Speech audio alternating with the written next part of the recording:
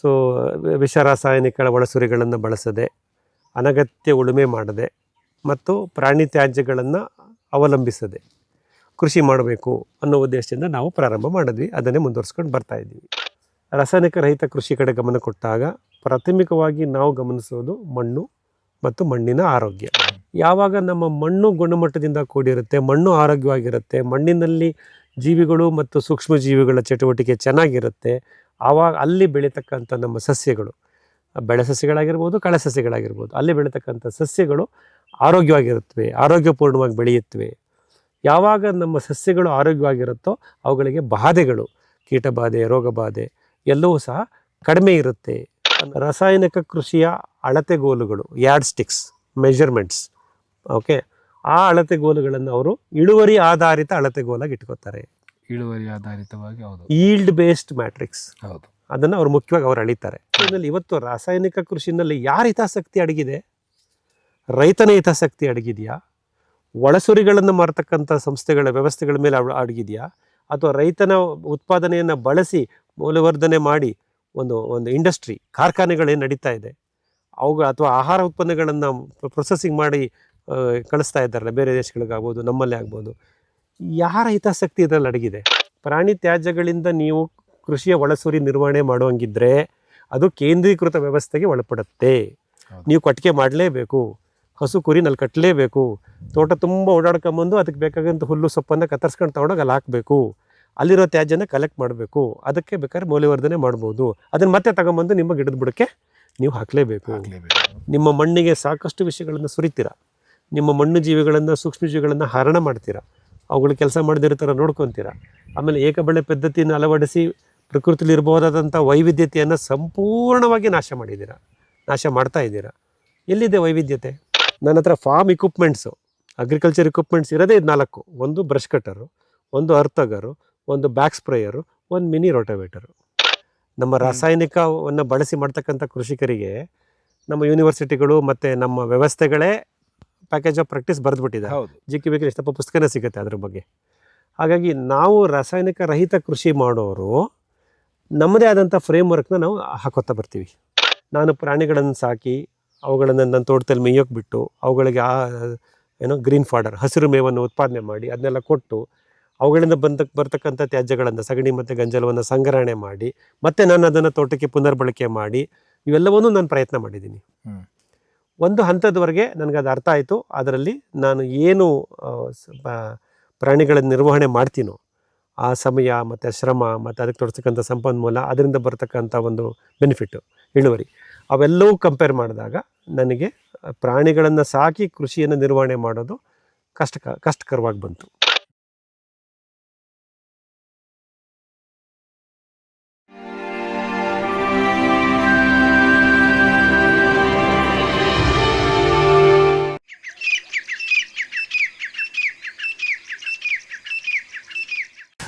ನಮಸ್ಕಾರ ವೀಕ್ಷಕರೇ, ಸುಮಾರು ದಿನದ ಕಾಯುವಿಕೆ ನಂತರ, ಜೊತೆಗೆ ಸುಮಾರು ಜನರ ಅಪೇಕ್ಷೆಯ ಮೇರೆಗೆ ಇವತ್ತು ನಮ್ಮ ಜೊತೆ HR ಮಂಜುನಾಥ್ ಸರ್ ಇದ್ದಾರೆ.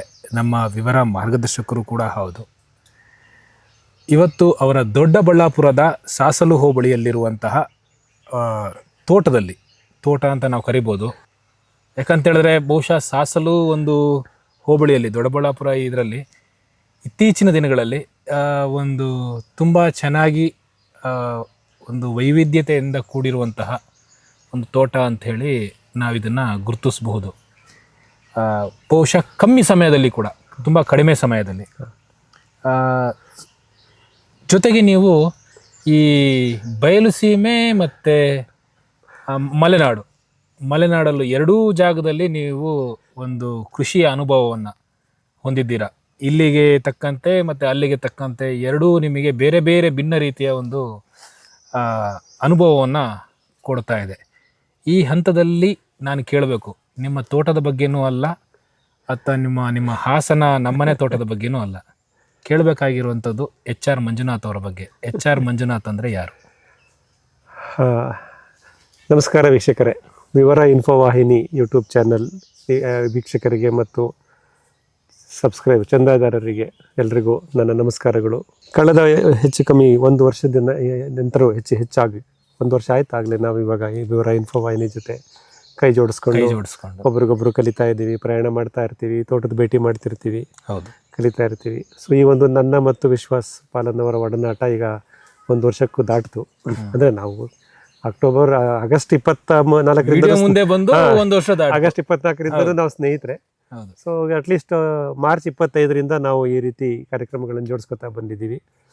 ನೀವು ವಿವರ ಇನ್ಫೋ ವಾಹಿನಿಯ 2 ಚಾನಲ್ಗಳಲ್ಲಿ, ಅಂದರೆ ಇಂಗ್ಲೀಷ್ ಚಾನಲ್ ಆಗ್ಬೋದು ಮತ್ತು ಈ ಕನ್ನಡ ವಾಹಿನಿ ಮುಖ್ಯವಾಹಿನಿ ಆಗ್ಬೋದು, ಇದರಲ್ಲಿ ಸಾಕಷ್ಟು ಎಪಿಸೋಡ್ಗಳನ್ನು ನೋಡಿದ್ದೀರಾ, ಕಮೆಂಟು ಮಾಡಿದ್ದೀರಾ, ನಮ್ಮನ್ನು ಸಪೋರ್ಟು ಮಾಡಿದ್ದೀರಾ. ಹಾಗಾಗಿ ನಾವು ಇಷ್ಟು ಈ ಕಡಿಮೆ ಅವಧಿಯಿಂದ ಇಷ್ಟು ವಿಷಯಗಳನ್ನು ನಿಮ್ಮ ಮುಂದೆ ಇಡಲಿಕ್ಕೆ, ಪ್ರಸ್ತುತಪಡಿಸಲಿಕ್ಕೆ ಸಾಧ್ಯವಾಯಿತು.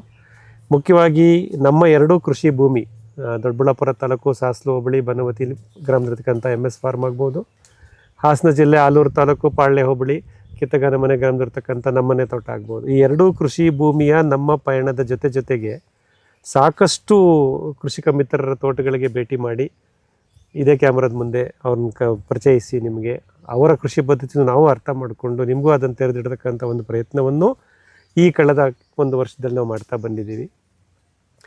ಸಾಕಷ್ಟು ವಿಷಯಗಳನ್ನು ಒಂದು ದತ್ತಾಂಶ ರೀತಿಯಲ್ಲಿ ಡಿಜಿಟಲೀಕರಣ ಮಾಡಿ ಇಡಬೇಕು, ವಿವರ ಇನ್ಫೋ ವಾಹಿನಿ ರಿಸೋರ್ಸಲ್ಲಿ ಇರಬೇಕು ಅದೆಲ್ಲ ಅನ್ನೋ ಒಂದೇ ಒಂದು ಉದ್ದೇಶದಿಂದ ನಮ್ಮ ಈ ಪ್ರಯಾಣ ನಿಮ್ಮ ಜೊತೆ ಇದೆ. 1 ವರ್ಷದಿಂದ ಸಾಕಷ್ಟು ನಮಗೂ ಬೆಂತಟ್ಟಿದ್ದೀರಾ, ಕಮೆಂಟ್ ಮಾಡಿದ್ದೀರಾ, ಸಪೋರ್ಟ್ ಮಾಡಿದ್ದೀರಾ. ಮತ್ತು ನಾವು ಏರ್ಪಡಿಸಿದಂಥ ಸಾಕಷ್ಟು ಕಾರ್ಯಕ್ರಮಗಳು, ನಾವು ವೀಕ್ಷಕರ ದಿನ ಅಂತ ಇದೇ ನಮ್ಮ ತೋಟದಲ್ಲಿ ಮಾಡ್ತಾ ಇದ್ವಿ. ಸಾಕಷ್ಟು ಸಂಖ್ಯೆಯಲ್ಲಿ ಪ್ರೋತ್ಸಾಹ ಮಾಡಿದ್ರಿ, ಬಂದ್ರಿ, ಜೊತೆಲಿದ್ರಿ, ಒಂದು ದಿನ ಜೊತೆಲಿ ಕಳೆದ್ವಿ. ಅದು ನಮ್ಮ ವಿವರ ಆರ್ಗ್ಯಾನಿಕ್ಸ್ ಬ್ಯಾನರಿಂದನೇ ಹೋಸ್ಟ್ ಮಾಡಿದ್ವಿ. ಎಲ್ಲವನ್ನೂ ನಾವು ಕಳೆದ 1 ವರ್ಷದಲ್ಲಿ ಎಷ್ಟು ಚಟುವಟಿಕೆಗಳು ನಿಮಗೆ ಮಾಡ್ಲಿಕ್ಕೆ ಸಾಧ್ಯ ಆಯಿತಾ ಅಂತ ಅನಿಸುತ್ತೆ. 1 ವರ್ಷ ಬೇಗ ಮುಗ್ದೇ ಹೋಯ್ತಾ ಅಂತಲೂ ಅನಿಸುತ್ತೆ. ಕಡಿಮೆ ಅವಧಿನಲ್ಲಿ ರೀಚ್ ಮಾಡಿದ್ದೀವಿ.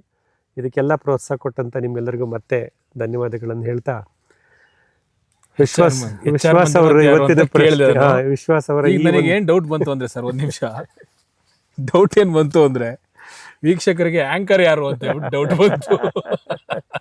ನಾನೇ ವಿವರ ಯೂಟ್ಯೂಬ್ ಬಗ್ಗೆ ನಾನು ಇಷ್ಟೊಂದು ಮಾತಾಡ್ಲಿಲ್ಲ. ಧನ್ಯವಾದಗಳು ಸರ್.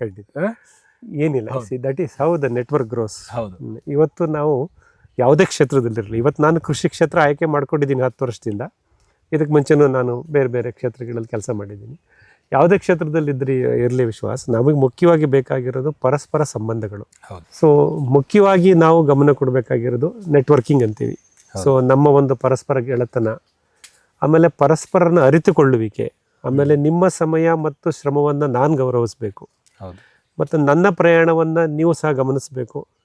ಎಲ್ಲಿ ಸಾಧ್ಯವೋ ಅಲ್ಲಿ ನೀವು ನಮಗೆ ಬೆಂತಟ್ತೀರಾ, ಈ ಥರ ಮಾಡಿದ್ದೀವಿ ಅನ್ನೋದನ್ನು ನೀವು ಅಪ್ರಿಷಿಯೇಟ್ ಮಾಡ್ತಿರ್ತೀರ.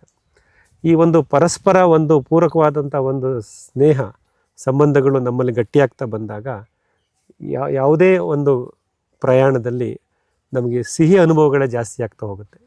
ಅದನ್ನು ನಾನು ವಿವರ ಇನ್ಫೋ ವಾಹಿನಿ ಜೊತೆ ಕಳೆದ 1 ವರ್ಷದಿಂದ ಜೋಡಿಸ್ಕೊಂಡಿರೋದ್ರಿಂದ ನಾನು ಖಂಡಿತ ಇದನ್ನ ಅನುಭವಿಸಿದ್ದೀನಿ.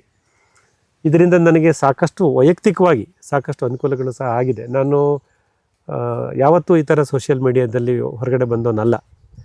ಯಾಕೆಂದರೆ ನಾನು ಮುಂಚೆ IT ಪ್ರೊಫೆಷನಲ್ಲಿ ಇದು ಬೇಕಿರಲಿಲ್ಲ. ಯಾಕೆಂದರೆ ನಾವು IT ಪ್ರೊಫೆಷನಲ್ಲಿದ್ದಾಗ 15 ವರ್ಷ ಸೋಷಿಯಲ್ ಮೀಡಿಯಾ ಮಾರ್ಕೆಟಿಂಗ್ ಬೇಕಿತ್ತು. ಯಾಕೆಂದರೆ B2B ಕಾರ್ಪೊರೇಟ್ ಸೇಲ್ಸ್ ಅಂತ ಹೇಳ್ತೀವಿ. ಹೌದು, B2B ಕಾರ್ಪೊರೇಟ್ ಸೇಲ್ಸ್ಗೆ ಇದೆಲ್ಲ ಬೇಕಿರಲಿಲ್ಲ. ಅಂದರೆ ಈ ಸಮಯದಲ್ಲಿ ಯೂಸ್ ಮಾಡ್ತಾರೆ. ನಾವು 2002-2003 ನಮ್ಮ ಬಿಸ್ನೆಸ್ ಸ್ಟಾರ್ಟ್ ಮಾಡಿದಾಗ ಸೋಷಿಯಲ್ ಮೀಡಿಯಾ ಇನ್ಫ್ಲುಯೆನ್ಸ್ ಇಷ್ಟೊಂದು ಇರಲಿಲ್ಲ. ಹಾಗಾಗಿ ನನಗೆ ಈ ಸೋಷಿಯಲ್ ಮೀಡಿಯಾದ ಬಗ್ಗೆ ಒಂದು ಆಸಕ್ತಿ ಇತ್ತು. ಆದರೆ ಅದ್ರ ಮೇಲೆ ಅವಲಂಬನೆ, ಡಿಪೆಂಡೆನ್ಸಿ ಆನ್ ಸೋಷಿಯಲ್ ಮೀಡಿಯಾ ಅನ್ನೋದು ಅಷ್ಟು ಅವಕಾಶಗಳು ಸಿಕ್ಕಿರಲಿಲ್ಲ. ಕೃಷಿಗೆ ಬಂದು 10 ವರ್ಷ ಆಯಿತು ಆಗಲೇ. 2015 ಅಕ್ಟೋಬರ್ ನಾನು ಕೃಷಿ ಭೂಮಿ ತಗೊಂಡು ನಮ್ಮನೆ ತೋಟಕ್ಕೆ ಹೋಗಿದ್ದು.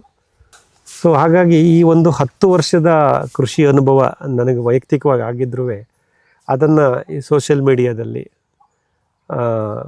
ಹಂಚ್ಕೊಳ್ಳೋದು ಅಥವಾ ನಿಮ್ಗಳ ಜೊತೆ ಆ ಮಾಹಿತಿನ ವಿನಿಮಯ ಮಾಡಿಕೊಳ್ಳೋದು, ಮತ್ತು ಈ ಒಂದು ಪ್ಲ್ಯಾಟ್ಫಾರ್ಮ್ನ ಉಪಯೋಗಿಸ್ಕೊಂಡು ನಿಮ್ಗಳ ತೋಟಗಳಿಗೆ ನಾನು ಭೇಟಿ ಮಾಡಿದ್ದು ವಿಶ್ವಾಸ್ ಅವ್ರ ಜೊತೆ. ಮತ್ತು ನಂತರವೂ ಬೇರೆ ಬೇರೆ ಕಾರಣಗಳಿಂದ ನಾನು ಇವತ್ತು ತೋಟದ ಭೇಟಿ ಯಾವಾಗಲೂ ಮಾಡ್ತಾ ಇರ್ತೀನಿ. ಆಮೇಲೆ ನಿಮ್ಮಗಳನ್ನು ನಮ್ಮ ತೋಟಕ್ಕೆ ಕರೆಸಿದ್ದು, ಇಲ್ಲಿ ವೀಕ್ಷಕರ ದಿನ ಮಾಡಿದ್ದು, ಸಾಕಷ್ಟು ಅನುಭವಗಳು ಗಟ್ಟಿಯಾಗ್ತಾ ಬಂತು.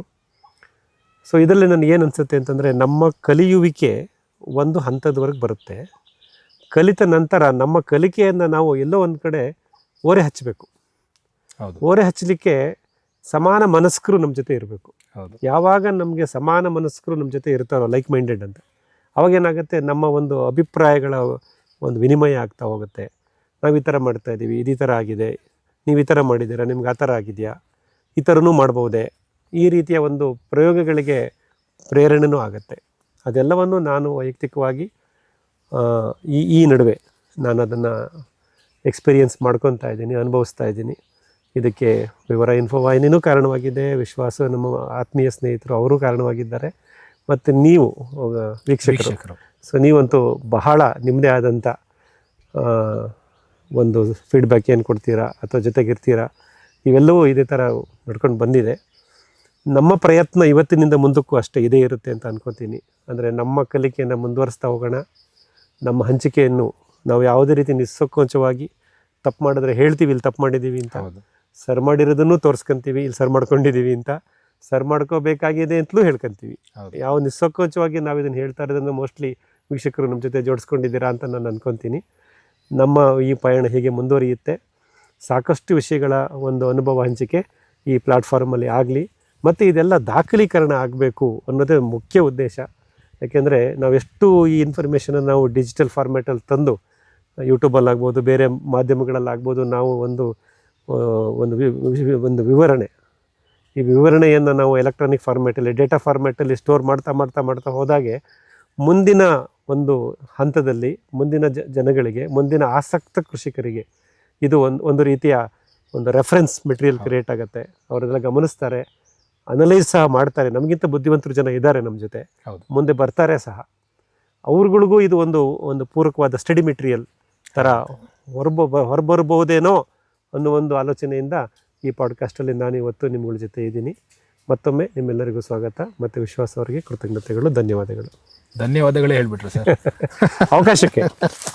ಓಕೆ ವೀಕ್ಷಕರೇ, ಇದು ನಮ್ಮ HR ಮಂಜುನಾಥ್ ಸರ್ ಅವರ ಸಣ್ಣ ಪರಿಚಯ, ಅವರ ಒಂದು ಪ್ರಾಸ್ಪೆಕ್ಟಿವಲ್ಲಿ ಅಂತ ಹೇಳ್ಬೋದು.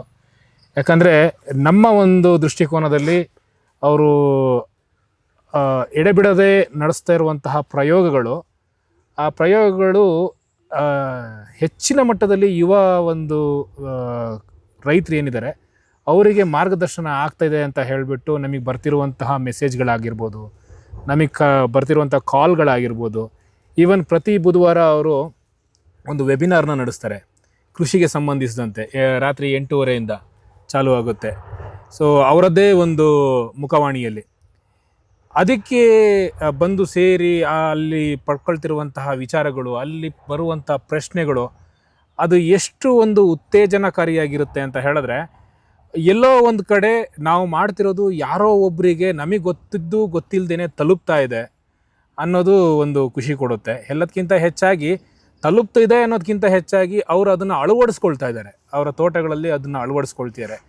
ಹೆಚ್ಚಿನದಾಗಿ ಯುವ ರೈತರು ಅದನ್ನು ಕೇಳಿದಾಗ ನಮಗೆ ತುಂಬಾ ಖುಷಿ ಆಗುತ್ತೆ. ಯಾಕಂತ ಹೇಳಿದ್ರೆ, ವಿವರ ಒಂದು ವಾಹಿನಿ ನಾವು ಫಸ್ಟಿಗೆ ತಂದಾಗ, ನಾನು HR ಮಂಜುನಾಥ್ ಸರ್ ಜೊತೆಗೆ ಭೇಟಿಯಾದಾಗ, ನಮ್ಮ ಮಾತುಕತೆಗಳು ನಡೆದಾಗ ಒಂದು ನಮ್ಮಲ್ಲಿ ಸ್ಪಷ್ಟವಾಗಿತ್ತು.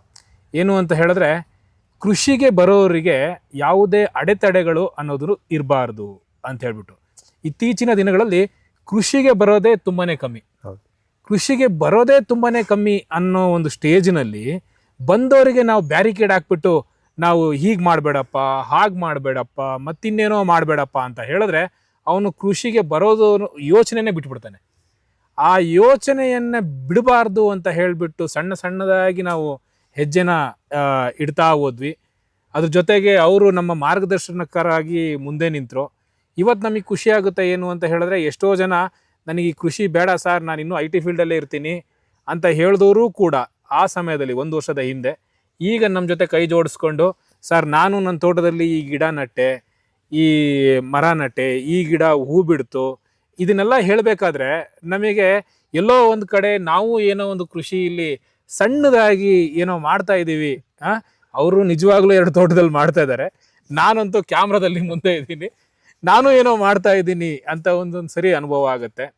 ಆ ಒಂದು ಅನುಭವಕ್ಕೆ ನಾನು ನಿಮಗೆ ಯಾವತ್ತೂ ಥ್ಯಾಂಕ್ಸ್ ಅಂತ ಹೇಳ್ತೀನಿ ಸರ್. ಯಾಕಂತ ಹೇಳಿದ್ರೆ, ಈಗ ಆಲ್ರೆಡಿ ಕೃಷಿ ಮಾಡ್ತಿರೋವಂಥವ್ರು, ಈಗ ಆಲ್ರೆಡಿ ಯಾವುದೋ ಒಂದು ವಿಧಾನದಲ್ಲಿ ಮಾಡ್ತಿದ್ದವರು, ಎಸ್ಟಾಬ್ಲಿಷ್ ಆದವರು ಅಂತ ನಾವು ಕರಿತೀವಿ. ಅಂಥವ್ರನ್ನ ಹೋಗಿ ನಾವು ಸಂದರ್ಶನ ಮಾಡೋದು ಒಂದು ರೀತಿ. ಇನ್ನೂ ಏನೂ ಇಲ್ಲದೆ ಈಗಲೇ ಸ್ಟಾರ್ಟ್ ಮಾಡ್ತಿರೋವಂಥವ್ರು, ಹೊಸದಾಗಿ ಜಾಗ ತಗೊಳ್ತಿರೋವಂಥವ್ರು, ಹೊಸದಾಗಿ ಶೆಡ್ ಮಾಡ್ತಿರೋವಂಥವ್ರು, ಹೊಸದಾಗಿ ಗಿಡಗಳಿಗೆ ಗುಂಡಿ ತೋಡ್ತಿರೋವಂಥವ್ರು, ಎಲ್ಲರಿಗೂ ಒಂದು ಸಣ್ಣ ಒಂದು ಮಾರ್ಗದರ್ಶನ ಅಂತ ಇರುತ್ತಲ್ಲ, ಸರಿಯಾದ ಮಾರ್ಗದರ್ಶನ, ಸಣ್ಣ ಅನ್ನೋದಕ್ಕಿಂತ ಸರಿಯಾದ ಸೂಕ್ತ ಮಾರ್ಗದರ್ಶನ ಅಂತ ಕರಿಬೋದು. ಸೂಕ್ತ ಮಾರ್ಗದರ್ಶನವನ್ನ ಸೂಕ್ತ ರೀತಿಯಲ್ಲಿ ನಾವು ನೀಡೋದಿದೆಯಲ್ಲ, ಅದು ತುಂಬಾನೇ ಬೆಲೆ ಬಾಳುತ್ತೆ. ಯಾಕಂದ್ರೆ ಸೂಕ್ತ ಸಮಯದಲ್ಲಿ ಕೂಡ ಅಪ್ರೋಪ್ರಿಯೇಟ್.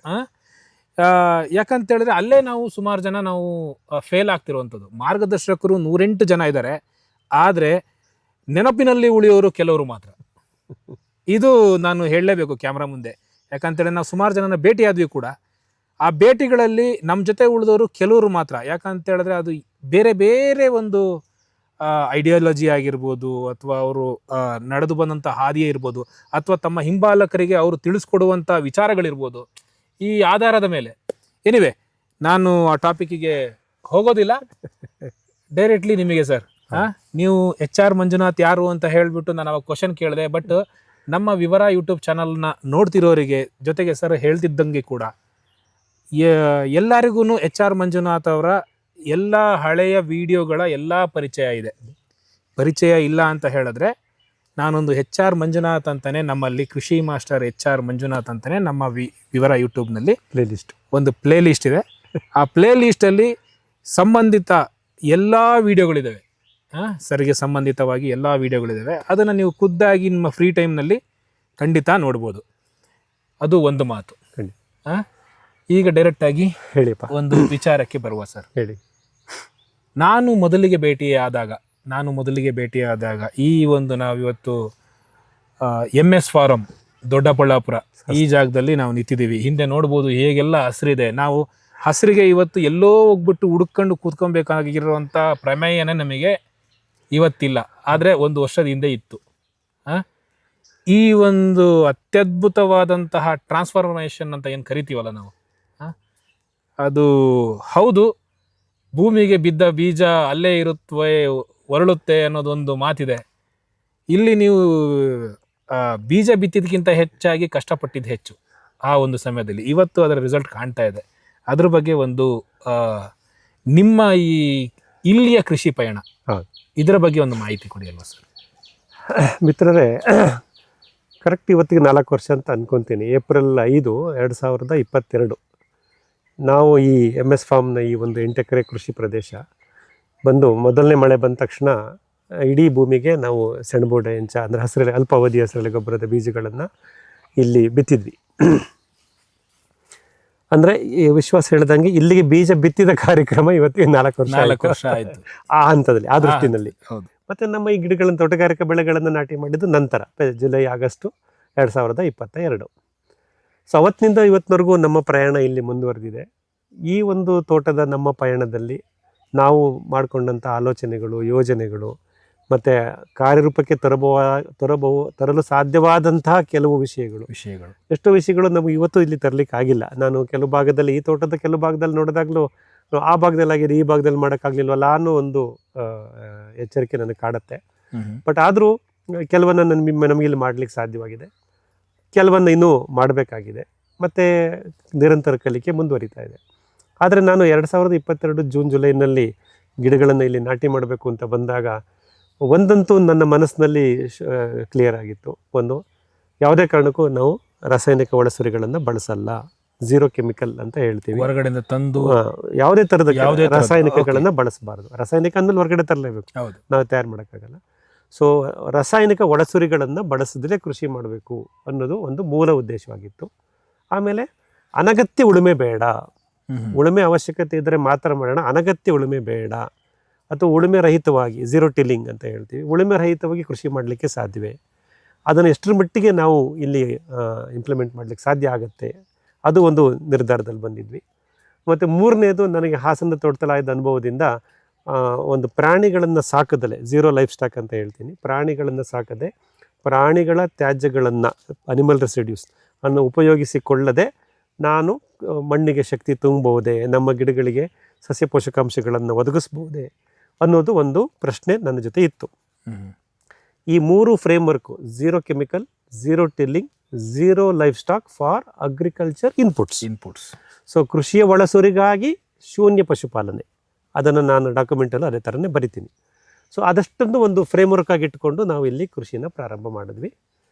ಆ ಪ್ರಾರಂಭದ ದಿನಗಳಲ್ಲಿ ನಾನು ಹೇಳ್ದಂಗೆ ಹಸಿರೆಲೆ ಗೊಬ್ಬರದ ಗಿಡಗಳನ್ನು ಬೆಳಿಬೇಕು, ಆಮೇಲೆ ಹಸಿರು ಗಿಡಕ್ಕೆ ಹಸಿರು ಬೆಳೆ ಮಾಡಬೇಕು. ಅದು ಈಗಲೂ ನನ್ನಲ್ಲಿ ಫೋಟೋಗಳು ವಿಡಿಯೋದಲ್ಲಿ ಇದೆ.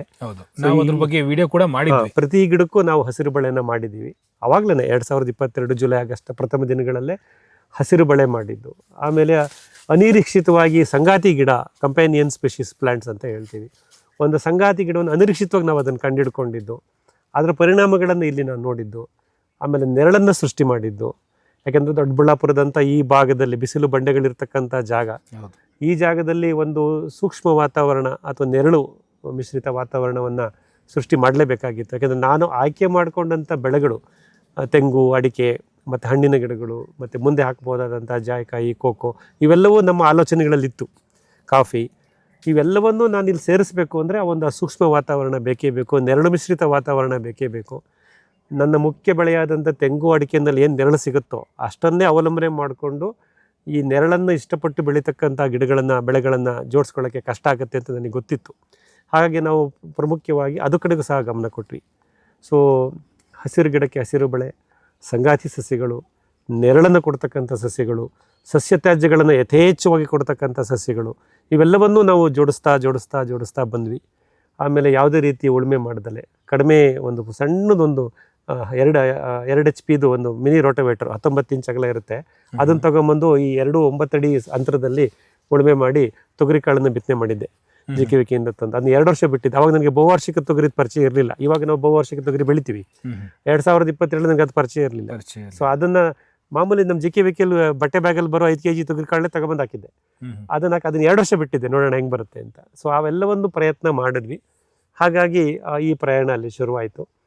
ಸೊ ಇದುವರೆಗೂ ಈಗ ನಾನು 4 ವರ್ಷ 3.25 ವರ್ಷ ಆಯಿತು. ಈಗ ನಾನು ತಿರುಗಿ ನೋಡಿದಾಗ ನಿಜವಾಗ್ಲೂ ನಾನು ಶೂನ್ಯ ರಾಸಾಯನಿಕ ಒಳಸುರಿಗಳ ಬಳಕೆ, ಶೂನ್ಯ ಉಳುಮೆ, ಶೂನ್ಯ ಪಶುಪಾಲನೆ ಒಳಸುರಿಗಾಗಿ, ಪಶು ಸಂಬಂಧಿತ, ಇವು ಮೂರನ್ನು ನಾನು ಇಲ್ಲಿ ಸಾಧಿಸ್ಲಿಕ್ಕೆ, ಅಂದರೆ ಆ ಮೂರನ್ನು ಆಧಾರವಾಗಿ ಇಟ್ಟುಕೊಂಡು ಮುಂದುವರಿಲಿಕ್ಕೆ, ಮಣ್ಣಿಗೆ ಶಕ್ತಿ ತುಂಬಲಿಕ್ಕೆ, ನಮ್ಮ ಗಿಡಗಳು ಆರೋಗ್ಯವಾಗಿ ಬೆಳೀಲಿಕ್ಕೆ ಕಾರಣವಾಗಲಿಕ್ಕೆ ಆ ಒಂದು ಪ್ಯಾಕೇಜ್ ಆಫ್ ಪ್ರಾಕ್ಟೀಸ್ ಅಂತ ಹೇಳ್ತೀವಿ, ಒಂದು ಕೃಷಿಯ ಚೌಕಟ್ಟು, ಆ ಚೌಕಟ್ಟನ್ನು ನಾವಿಲ್ಲಿ ನಿರ್ಮಾಣ ಮಾಡ್ಕೊಂಡಿದ್ದೀವಿ. ಅದು ಇಲ್ಲಿ ಸಾಧ್ಯವಾಗಿದೆ. ಸೊ ದೊಡ್ಡಬಳ್ಳಾಪುರದಂಥ ಸಾಸಲು ಹೋಬಳಿ ಅಂತ ಈ ಭಾಗದಲ್ಲಿ ಅದು ಸಾಧ್ಯವಾಗಿದೆ.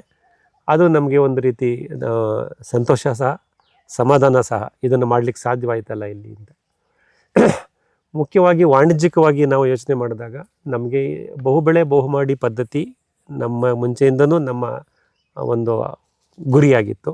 ಹಾಗಾಗಿ ತೆಂಗು ಮತ್ತು ತೆಂಗಿನ ಜೊತೆಯಲ್ಲಿ ಬೆಳೀತಕ್ಕಂಥ ಬೆಳೆಗಳನ್ನು ನಾವು ಜೋಡಿಸ್ಕೊಂಡ್ವಿ.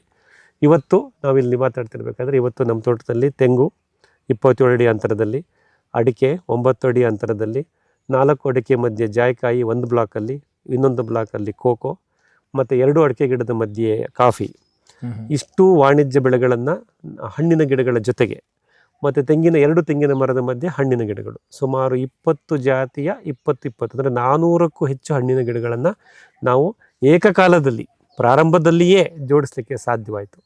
ಇಷ್ಟು ವಾಣಿಜ್ಯ ಬೆಳೆಗಳು ಮತ್ತು ನನ್ನ ಅರಣ್ಯ ವೃಕ್ಷಗಳು, ಟಿಂಬರ್ ವ್ಯಾಲ್ಯೂ ಪ್ಲಾಂಟ್ಸ್ ಅಂತ ಹೇಳ್ತೀವಿ, ಮಹಾಗನಿ ಮತ್ತು ಹೆಬ್ಬೇವು, ಇದು 150ಕ್ಕೂ 120ಕ್ಕೂ ಮಿಗಿಲಾದ ಗಿಡಗಳು, ಇವೆಲ್ಲವನ್ನು ಕೇವಲ ಈ 4.5 ಎಕರೆ ಇರತಕ್ಕಂಥ ಈ ಒಂದು ಭಾಗದಲ್ಲಿ ನಮಗೆ ಜೋಡಿಸ್ಲಿಕ್ಕೆ ಸಾಧ್ಯವಾಯಿತು. ಇದು ನಾವು ಸೃಷ್ಟಿ ಮಾಡಿಕೊಂಡಂಥ ಒಂದು ವಾಣಿಜ್ಯ ಬೆಳೆಗಳ ವೈವಿಧ್ಯತೆ, diversity of commercial crops. Okay, ಈ ವಾಣಿಜ್ಯ ಬೆಳೆಗಳ ವೈವಿಧ್ಯ ಜೊತೆಗೆ ಸಸ್ಯ ವೈವಿಧ್ಯತೆ, ವೆಜಿಟೇಟಿವ್ ಡೈವರ್ಸಿಟೀಸ್. ಅದಕ್ಕೆ ನನ್ನ ಸಂಗಾತಿ ಗಿಡಗಳು ಆಲವಾಣ, ಗ್ಲಿರಿಸೀಡಿಯಾ, ಅಗಸೆ, ನುಗ್ಗೆ, ತೊಗರಿ, ಸುಬಾಬುಲ್ಲು, ಮಲಬರಿ, ಮರಗೆಣಸು, ಬಳ್ಳಿಗೆಣಸು, ಸಾಕಷ್ಟು ಗಿಡಗಳನ್ನು ನಾವಿಲ್ಲಿ ತಂದು ನೆಟ್ಟಿದ್ದೀವಿ, ಬೆಳೆಸ್ತಾ ಇದ್ದೀವಿ. ಅವುಗಳ ಕಾಂಟ್ರಿಬ್ಯೂಷನ್ ಸಹ ತುಂಬ ಇದೆ. ಸೊ ಹಾಗಾಗಿ ವಿವಿಧ ಜಾತಿಯ ವಿವಿಧ ಪ್ರಭೇದದ ಸಸ್ಯ ಸಂಕುಲಗಳನ್ನು ನಾವಿಲ್ಲಿ ಜೋಡಿಸ್ಲಿಕ್ಕೆ ಸಾಧ್ಯವಾಯಿತು. ಅದೆಲ್ಲವೂ ತಂತಾನೆ ಒಂದಕ್ಕೊಂದು ಪರಸ್ಪರ ಪೂರಕವಾಗಿ ಬೆಳ್ಕೊಂಡು ಬಂತು. ಹಾಗಾಗಿ ಅದಿನ್ನೂ ಇವತ್ತು ಬೆಳೀತಾ ಇದೆ, ಮಾಡ್ತಾ ಇದೆ. ಸೊ ಈ ಒಂದು ಪ್ರಯಾಣ ಇಲ್ಲಿವರೆಗೂ ಬಂದಿರೋದು ನನಗೆ ಬಹಳ ಒಂದು ವೈಯಕ್ತಿಕವಾಗಿ ಒಂದು ನಂಬಿಕೆ ಕೊಡ್ತು. ಅಂದರೆ ನಾವೇನು ಫ್ರೇಮ್ವರ್ಕ್ ಹಾಕ್ಕೊಂಡಿದ್ವಿ, so 0 chemical, 0 tilling, 0 livestock for inputs, ಈ ಮೂರನ್ನು ನಾನು ಒಂದು ಹಂತದವರೆಗೂ ಇಲ್ಲಿ ಇಂಪ್ಲಿಮೆಂಟ್ ಮಾಡ್ಲಿಕ್ಕೆ ಸಾಧ್ಯವಾಯಿತು ಅಂತ ಹೇಳ್ತೀವಿ. ನಾವಿಲ್ಲಿ ಕೆಲವು ಗಮನಿಸ್ಬೋದು, ನಮ್ಮ ತೆಂಗಿನ ಗಿಡ ಆಗಲೇ 3ನೇ ಹಂತಕ್ಕೆ ಬಂದ್ಬಿಟ್ಟಿದೆ. ಪಿಪಿ ಗರಿ ಅಂತೀವಿ, ಆಮೇಲೆ GB ಬಂದಿದೆ, ಇವಾಗ ಕಾಂಡ ಶುರುವಾಗಿದೆ. ಇನ್ನು ಕೆಲವೇ ವರ್ಷಗಳಲ್ಲಿ ಅದರದ್ದು ಹೂವು ಬರೋಕ್ಕೆ ಶುರುವಾಗುತ್ತೆ. ನಮ್ಮ ಅಡಿಕೆ ಗಿಡಗಳು ಕೇವಲ 3 ವರ್ಷ 10 ತಿಂಗಳು 9 ತಿಂಗಳು ಅದರಾಗಲೇ ಹುಸಿ ಹೂವು ಸೂಡೋ ಫ್ಲವರ್ ಅಂತೀವಿ. ಈ ಸಲ ನಮ್ಮಲ್ಲಿ 850ಕ್ಕೂ ಮಿಗಿಲಾಗಿ ಅಡಿಕೆ ಗಿಡಗಳಿದೆ. ಅದರಲ್ಲಿ ಹೆಚ್ಚು ಕಮ್ಮಿ ಒಂದು 25-30 ಗಿಡದಲ್ಲಿ ಸೂಡೋ ಫ್ಲವರ್ ಬಂದಾಯಿತು 2026ನೇ. ಸೊ ಮುಂದಿನ ವರ್ಷ ಇನ್ನೂ ಜಾಸ್ತಿ ಅವುಗಳ ಸಂಖ್ಯೆ ಜಾಸ್ತಿ ಆಗುತ್ತೆ. ಅಂದರೆ ನಮ್ಮ ಅಡಿಕೆ ಗಿಡಗಳು ಸಹ ಸಸ್ಯಾಭಿವೃದ್ಧಿ ಹಂತ, ವೆಜಿಟೇಟಿವ್ ಗ್ರೋತ್ ಫೇಸ್, ಅದನ್ನು ಮುಗಿಸಿ ಈಗ ವಂಶಾಭಿವೃದ್ಧಿ ಹಂತಕ್ಕೆ ತಯಾರಾಗ್ತಾ ಇದೆ. ಅದನ್ನು ನಾವಿಲ್ಲಿ ಗಮನಿಸಿದ್ದೀವಿ. ಸೊ ಅದು ಆಗ್ತಾ ಇದೆ. ಹಾಗಾಗಿ ಯಾವುದೋ ಒಂದು ಹಂತದಲ್ಲಿ ಪ್ರಾಥಮಿಕ ಹೆಜ್ಜೆಗಳೇನಿತ್ತೋ ಅದೆಲ್ಲವನ್ನು ಒಂದು ಸುಸ್ಥಿರವಾಗಿ ಈ ಒಂದು ಚೌಕಟ್ಟಿನಲ್ಲಿ ಮಾಡಲಿಕ್ಕೆ ಈ ದೊಡ್ಡಬಳ್ಳಾಪುರದ ತಾಲೂಕಿನ ಈ MS ಫಾರ್ಮಲ್ಲಿ ನಮ್ಗೆ ಅವಕಾಶ ಆಗಿದೆ. ಈ ಅನುಭವಗಳನ್ನು ನಾವು ಸಾಕಷ್ಟು ಹೇಳಿದ್ದೀವಿ. ಇವತ್ತು ಮತ್ತೆ ಈ ಪಾಡ್ಕಾಸ್ಟಲ್ಲಿ ನಿಮ್ಮ ಮುಂದೆ ಹೇಳ್ತಾ ಇದ್ದೀನಿ. ಇದರ ಉದ್ದೇಶ ಇಷ್ಟೇ, ನಮ್ಮ ಅನುಭವಗಳ ಹಂಚಿಕೆ ಏನು ಆಗ್ತಾ ಇದೆ ಇದು ಈ ಒಂದು ಪ್ರಾಕ್ಟಿಕಲ್, ಇಲ್ಲೇ ನಾವು ಮಾಡಿದ್ದೀವಿ, ನೋಡಿದ್ದೀವಿ ಅಥವಾ ಮಾಡ್ತಾ ಇದ್ದೀವಿ, ಇದನ್ನು ಮಾತ್ರ ನಾನು ನಿಮ್ಗೆ ಹೇಳ್ಕೊತೀನಿ ಹೊರತು ನಾನು ಯಾವುದೇ ವೈಟ್ ಪೇಪರು, ಡೌನ್ಲೋಡು, ಇಂಟರ್ನೆಟ್ಟು, ಗೂಗಲಲ್ಲಿ ಹೇಳಕ್ಕೆ ಹೋಗಲ್ಲ. ಅಲ್ಲ, ಆ ವಿಷಯವನ್ನು ತಗೊಳ್ತೀವಿ ಫ್ರೇಮ್ವರ್ಕಿಗೆ, ಬಟ್ ಈ ಅನುಭವನ ಅದ್ರ ಜೊತೆಗೆ ಮಿಶ್ರಣ ಮಾಡ್ಕೊಂಡು ಹೇಳ್ತೀವಿ ಅಂತ ಹೇಳೋದ್ರಲ್ಲಿ ಇದು ಈ HR ಮಂಜುನಾಥನ ಈ MS ಫಾರ್ಮ್ನ ಈ ಒಂದು 4 ವರ್ಷದ ಪಯಣದ ಒಂದು ಚಿಕ್ಕ ರೂಪ. ಇಲ್ಲಿ ನೀವು ಹೇಳಿದ್ರಿ ಅನ್ನೋದಕ್ಕಿಂತ ನಾವು ನೋಡಿದ್ದೀವಿ. ಏನು ಅಂತ ಹೇಳಿದ್ರೆ, ಕೆಮಿಕಲ್ ಫ್ರೀ ಪ್ರಾಕ್ಟೀಸನ್ನು, ಕೆಮಿಕಲ್ ಫರ್ಟಿಲೈಸರ್ ಆಗಿರ್ಬೋದು, ಪೆಸ್ಟಿಸೈಡ್ಸ್ ಆಗಿರ್ಬೋದು, ಫಂಗಿಸೈಡ್ಸ್ ಆಗಿರ್ಬೋದು, ವೀಡಿಸೈಡ್ ಆಗಿರ್ಬೋದು, ಅದರ ಹೊರತಾದ ಒಂದು ಕೃಷಿಯನ್ನು ನೀವು ಮಾಡ್ತಾ ಇದ್ದೀರಾ. ನಿಮ್ಮ ಕೃಷಿಯನ್ನು ನೀವು ಯಾವ ವ್ಯಾಖ್ಯಾನದೊಟ್ಟಿಗೆ ನೀವು ಹೇಳಬಯಸ್ತೀರಾ? ನಾನು ಆಲ್ರೆಡಿ ಹೇಳಿದಾಗೆ ನಾನು ಪ್ರಾರಂಭ ಮಾಡಿದ್ದು ತ್ರಿವಿಧ ಶೂನ್ಯ ನೈಸರ್ಗಿಕ ಕೃಷಿ, 000 ನ್ಯಾಚುರಲ್ ಫಾರ್ಮಿಂಗ್ ಅಂತ ನಾನು ಕೊಟ್ಕೊಂಡಿದ್ದೆ ಹೆಸರು ಅದಕ್ಕೆ. ಆ ಸಮಯದಲ್ಲಿ ಯಾವುದು 000 ಅಂದರೆ 0 ಕೆಮಿಕಲು, 0 ಟಿಲ್ಲಿಂಗು ಮತ್ತು 0 livestock for inputs. So ವಿಷ ರಾಸಾಯನಿಕ ಒಳಸುರಿಗಳನ್ನು ಬಳಸದೆ, ಅನಗತ್ಯ ಉಳುಮೆ ಮಾಡದೆ ಮತ್ತು ಪ್ರಾಣಿ ತ್ಯಾಜ್ಯಗಳನ್ನು ಅವಲಂಬಿಸದೆ ಕೃಷಿ ಮಾಡಬೇಕು ಅನ್ನೋ ಉದ್ದೇಶದಿಂದ ನಾವು ಪ್ರಾರಂಭ ಮಾಡಿದ್ವಿ. ಅದನ್ನೇ ಮುಂದುವರ್ಸ್ಕೊಂಡು ಬರ್ತಾಯಿದ್ದೀವಿ. ಈಗ ನಾವು ಜನರಲ್ಲಾಗಿ ನೋಡಿದಾಗ ಪ್ರಪಂಚದಲ್ಲಿ ಅಥವಾ ನಮ್ಮ ದೇಶದಲ್ಲೂ ಬಹಳಷ್ಟು ಕೃಷಿ ಇವತ್ತು ರಾಸಾಯನಿಕ ಕೃಷಿ ಪದ್ಧತಿಗೆ ಒಳಪಟ್ಟುಬಿಟ್ಟಿದೆ. ಅದರ ಸಾಧಕ ಬಾಧಕಗಳು ಗೊತ್ತಿದ್ರೂ ರಾಸಾಯನಿಕ ಬಳಕೆಯ ಕೃಷಿ, ರಾಸಾಯನಿಕ ಒಳಸುರಿಗಳ ಬಳಕೆಯ ಕೃಷಿ ಮಣ್ಣಿಗೆ, ನೀರಿಗೆ, ಗಾಳಿಗೆ ಮತ್ತು ಅದನ್ನು ಸೇವಿಸ್ತಕ್ಕಂಥ ಪ್ರಾಣಿ ಪಕ್ಷಿಗಳಿಗೆ ಮತ್ತು ಗ್ರಾಹಕರಿಗೆ ಅದರಿಂದ ಯಾವುದೇ ರೀತಿ ಉಪಯೋಗ ಇಲ್ಲ, ಅದು ಹಾನಿಕಾರಕ ಅಂತ ಎಲ್ರಿಗೂ ಗೊತ್ತಿದೆ. ಆದರೂ ಈ ರಾಸಾಯನಿಕ ಕೃಷಿಯಲ್ಲಿ ರಾಸಾಯನಿಕಗಳ ಬಳಕೆ ಒಳಸುರಿಗಳಾಗಿ ಸಸ್ಯ ಸಂರಕ್ಷಣೆಗಾಗಿ ಅವ್ಯಾಹತವಾಗಿ ದೇಶದಾದ್ಯಂತ ಇವತ್ತು ನಡ್ಕೊಂಬರ್ತಾ ಇದೆ. ಅದು ಕಡಿಮೆಯಾಗೋ ಯಾವುದೇ ಲಕ್ಷಣಗಳು, ಸೂಚನೆಗಳು ನಮ್ಮ ಮುಂದೆ ಇಲ್ಲ. ಹಾಗಾಗಿ ಈ ಮೈನ್ ಸ್ಟ್ರೀಮ್ ಅಗ್ರಿಕಲ್ಚರ್ ಅಂತ ನಾವೇನು ಕರಿತೀವಲ್ಲ, ಪ್ರಾಥಮಿಕವಾಗಿ ಬಹುಮುಖ್ಯವಾಗಿ ಏನು ನಡ್ಕೊಂಡು ಹೋಗ್ತಾ ಇದೆ, ಮೈನ್ ಸ್ಟ್ರೀಮ್ ಅಗ್ರಿಕಲ್ಚರ್ ಇವತ್ತು ಕೆಮಿಕಲ್ ಇನ್ಪುಟ್ಸಲ್ಲೇ ನಡೀತಾ ಇದೆ. ರಾಸಾಯನಿಕವನ್ನು ಬಳಸೇ ಮಾಡ್ತಾ ಇದ್ದಾರೆ. ಅದ್ರ ಜೊತೆಯಲ್ಲೇ ನಾವು ಗಮನಿಸಿದಾಗ ರಾಸಾಯನಿಕ ರಹಿತ ಕೃಷಿಯನ್ನು ಮಾಡ್ತಕ್ಕಂಥ ಒಂದು ಕೃಷಿಕ ಬಂಧು ವರ್ಗ ನಮ್ಮ ಜೊತೆ ಇದೆ. ಅದು ಮುಂಚೆಯಿಂದನೂ ಇದೆ. ಹಸಿರು ಕ್ರಾಂತಿ ಮುಂಚೆಯಿಂದನೂ ಇದೆ, ಹಸಿರು ಕ್ರಾಂತಿ ಸಮಯದಲ್ಲೂ ಇದೆ, ಈಗಲೂ ಅದು ನಡ್ಕೊಂಡು ಬರ್ತಾ ಇದೆ. ಸೊ ನಾವೇನು ಮಾಡ್ಬೋದು ಇವಾಗ ಅಂದರೆ ಈ ಹಂತದಲ್ಲಿ ನಮ್ಮನ್ನು ನಾವು ಗಮನಿಸ್ಕೋಬೇಕಂದ್ರೆ, ನಮ್ಮ ಕೃಷಿ ಪದ್ಧತಿಯನ್ನು ನಾವು ಗಮನಿಸಬೇಕಾದ್ರೆ ನಾವು ಆ ರಾಸಾಯನಿಕ ಒಳಸುರಿಗಳ ಕೃಷಿ ಪದ್ಧತಿಗೆ ಹೋಗೋದು ಬೇಡ. ಅದರದೇ ಆದಂಥ ಸಾಧಕ ಬಾಧಕಗಳೇ, ಅದರ ಬಗ್ಗೆ ಸಾಕಷ್ಟು ಮಾಹಿತಿ ಎಲ್ರಿಗೂ ಇದೆ. ರಾಸಾಯನಿಕ ರಹಿತ ಕೃಷಿನಲ್ಲಿ ಯಾವ ರೀತಿ ಮಾರ್ಗಗಳಿದೆ, ಯಾವ ರೀತಿ ಮಾಡ್ತಾ ಇದ್ದಾರೆ, ಫಾರ್ಮಿಂಗ್ ಫ್ರೇಮ್ವರ್ಕ್ ಅಂತ ಏನು ಹೇಳ್ತೀವಲ್ಲ, ಒಂದು ಪ್ಯಾಕೇಜ್ ಆಫ್ ಪ್ರಾಕ್ಟೀಸ್, ಅದನ್ನು ಯಾವ ರೀತಿ ಅಳವಡಿಸ್ಕೊಂಡು ಬಂದಿದ್ದಾರೆ, ಸಾಕಷ್ಟು ವರ್ಷಗಳಿಂದ ನಡೀತಾ ಇದೆ. ಯಾವ ಹಂತದಲ್ಲಿ ಯಾವ ಚಟುವಟಿಕೆಗಳಿಗೆ ಪ್ಲಾನ್ ಆಫ್ ಆ್ಯಕ್ಷನ್ ಹಾಗೆ ಪ್ರಾಮುಖ್ಯತೆ ಕೊಡಬೇಕು ಅನ್ನೋದು ಸಹ ಒಂದು ಮುಖ್ಯವಾಗಿ ಬರುತ್ತೆ.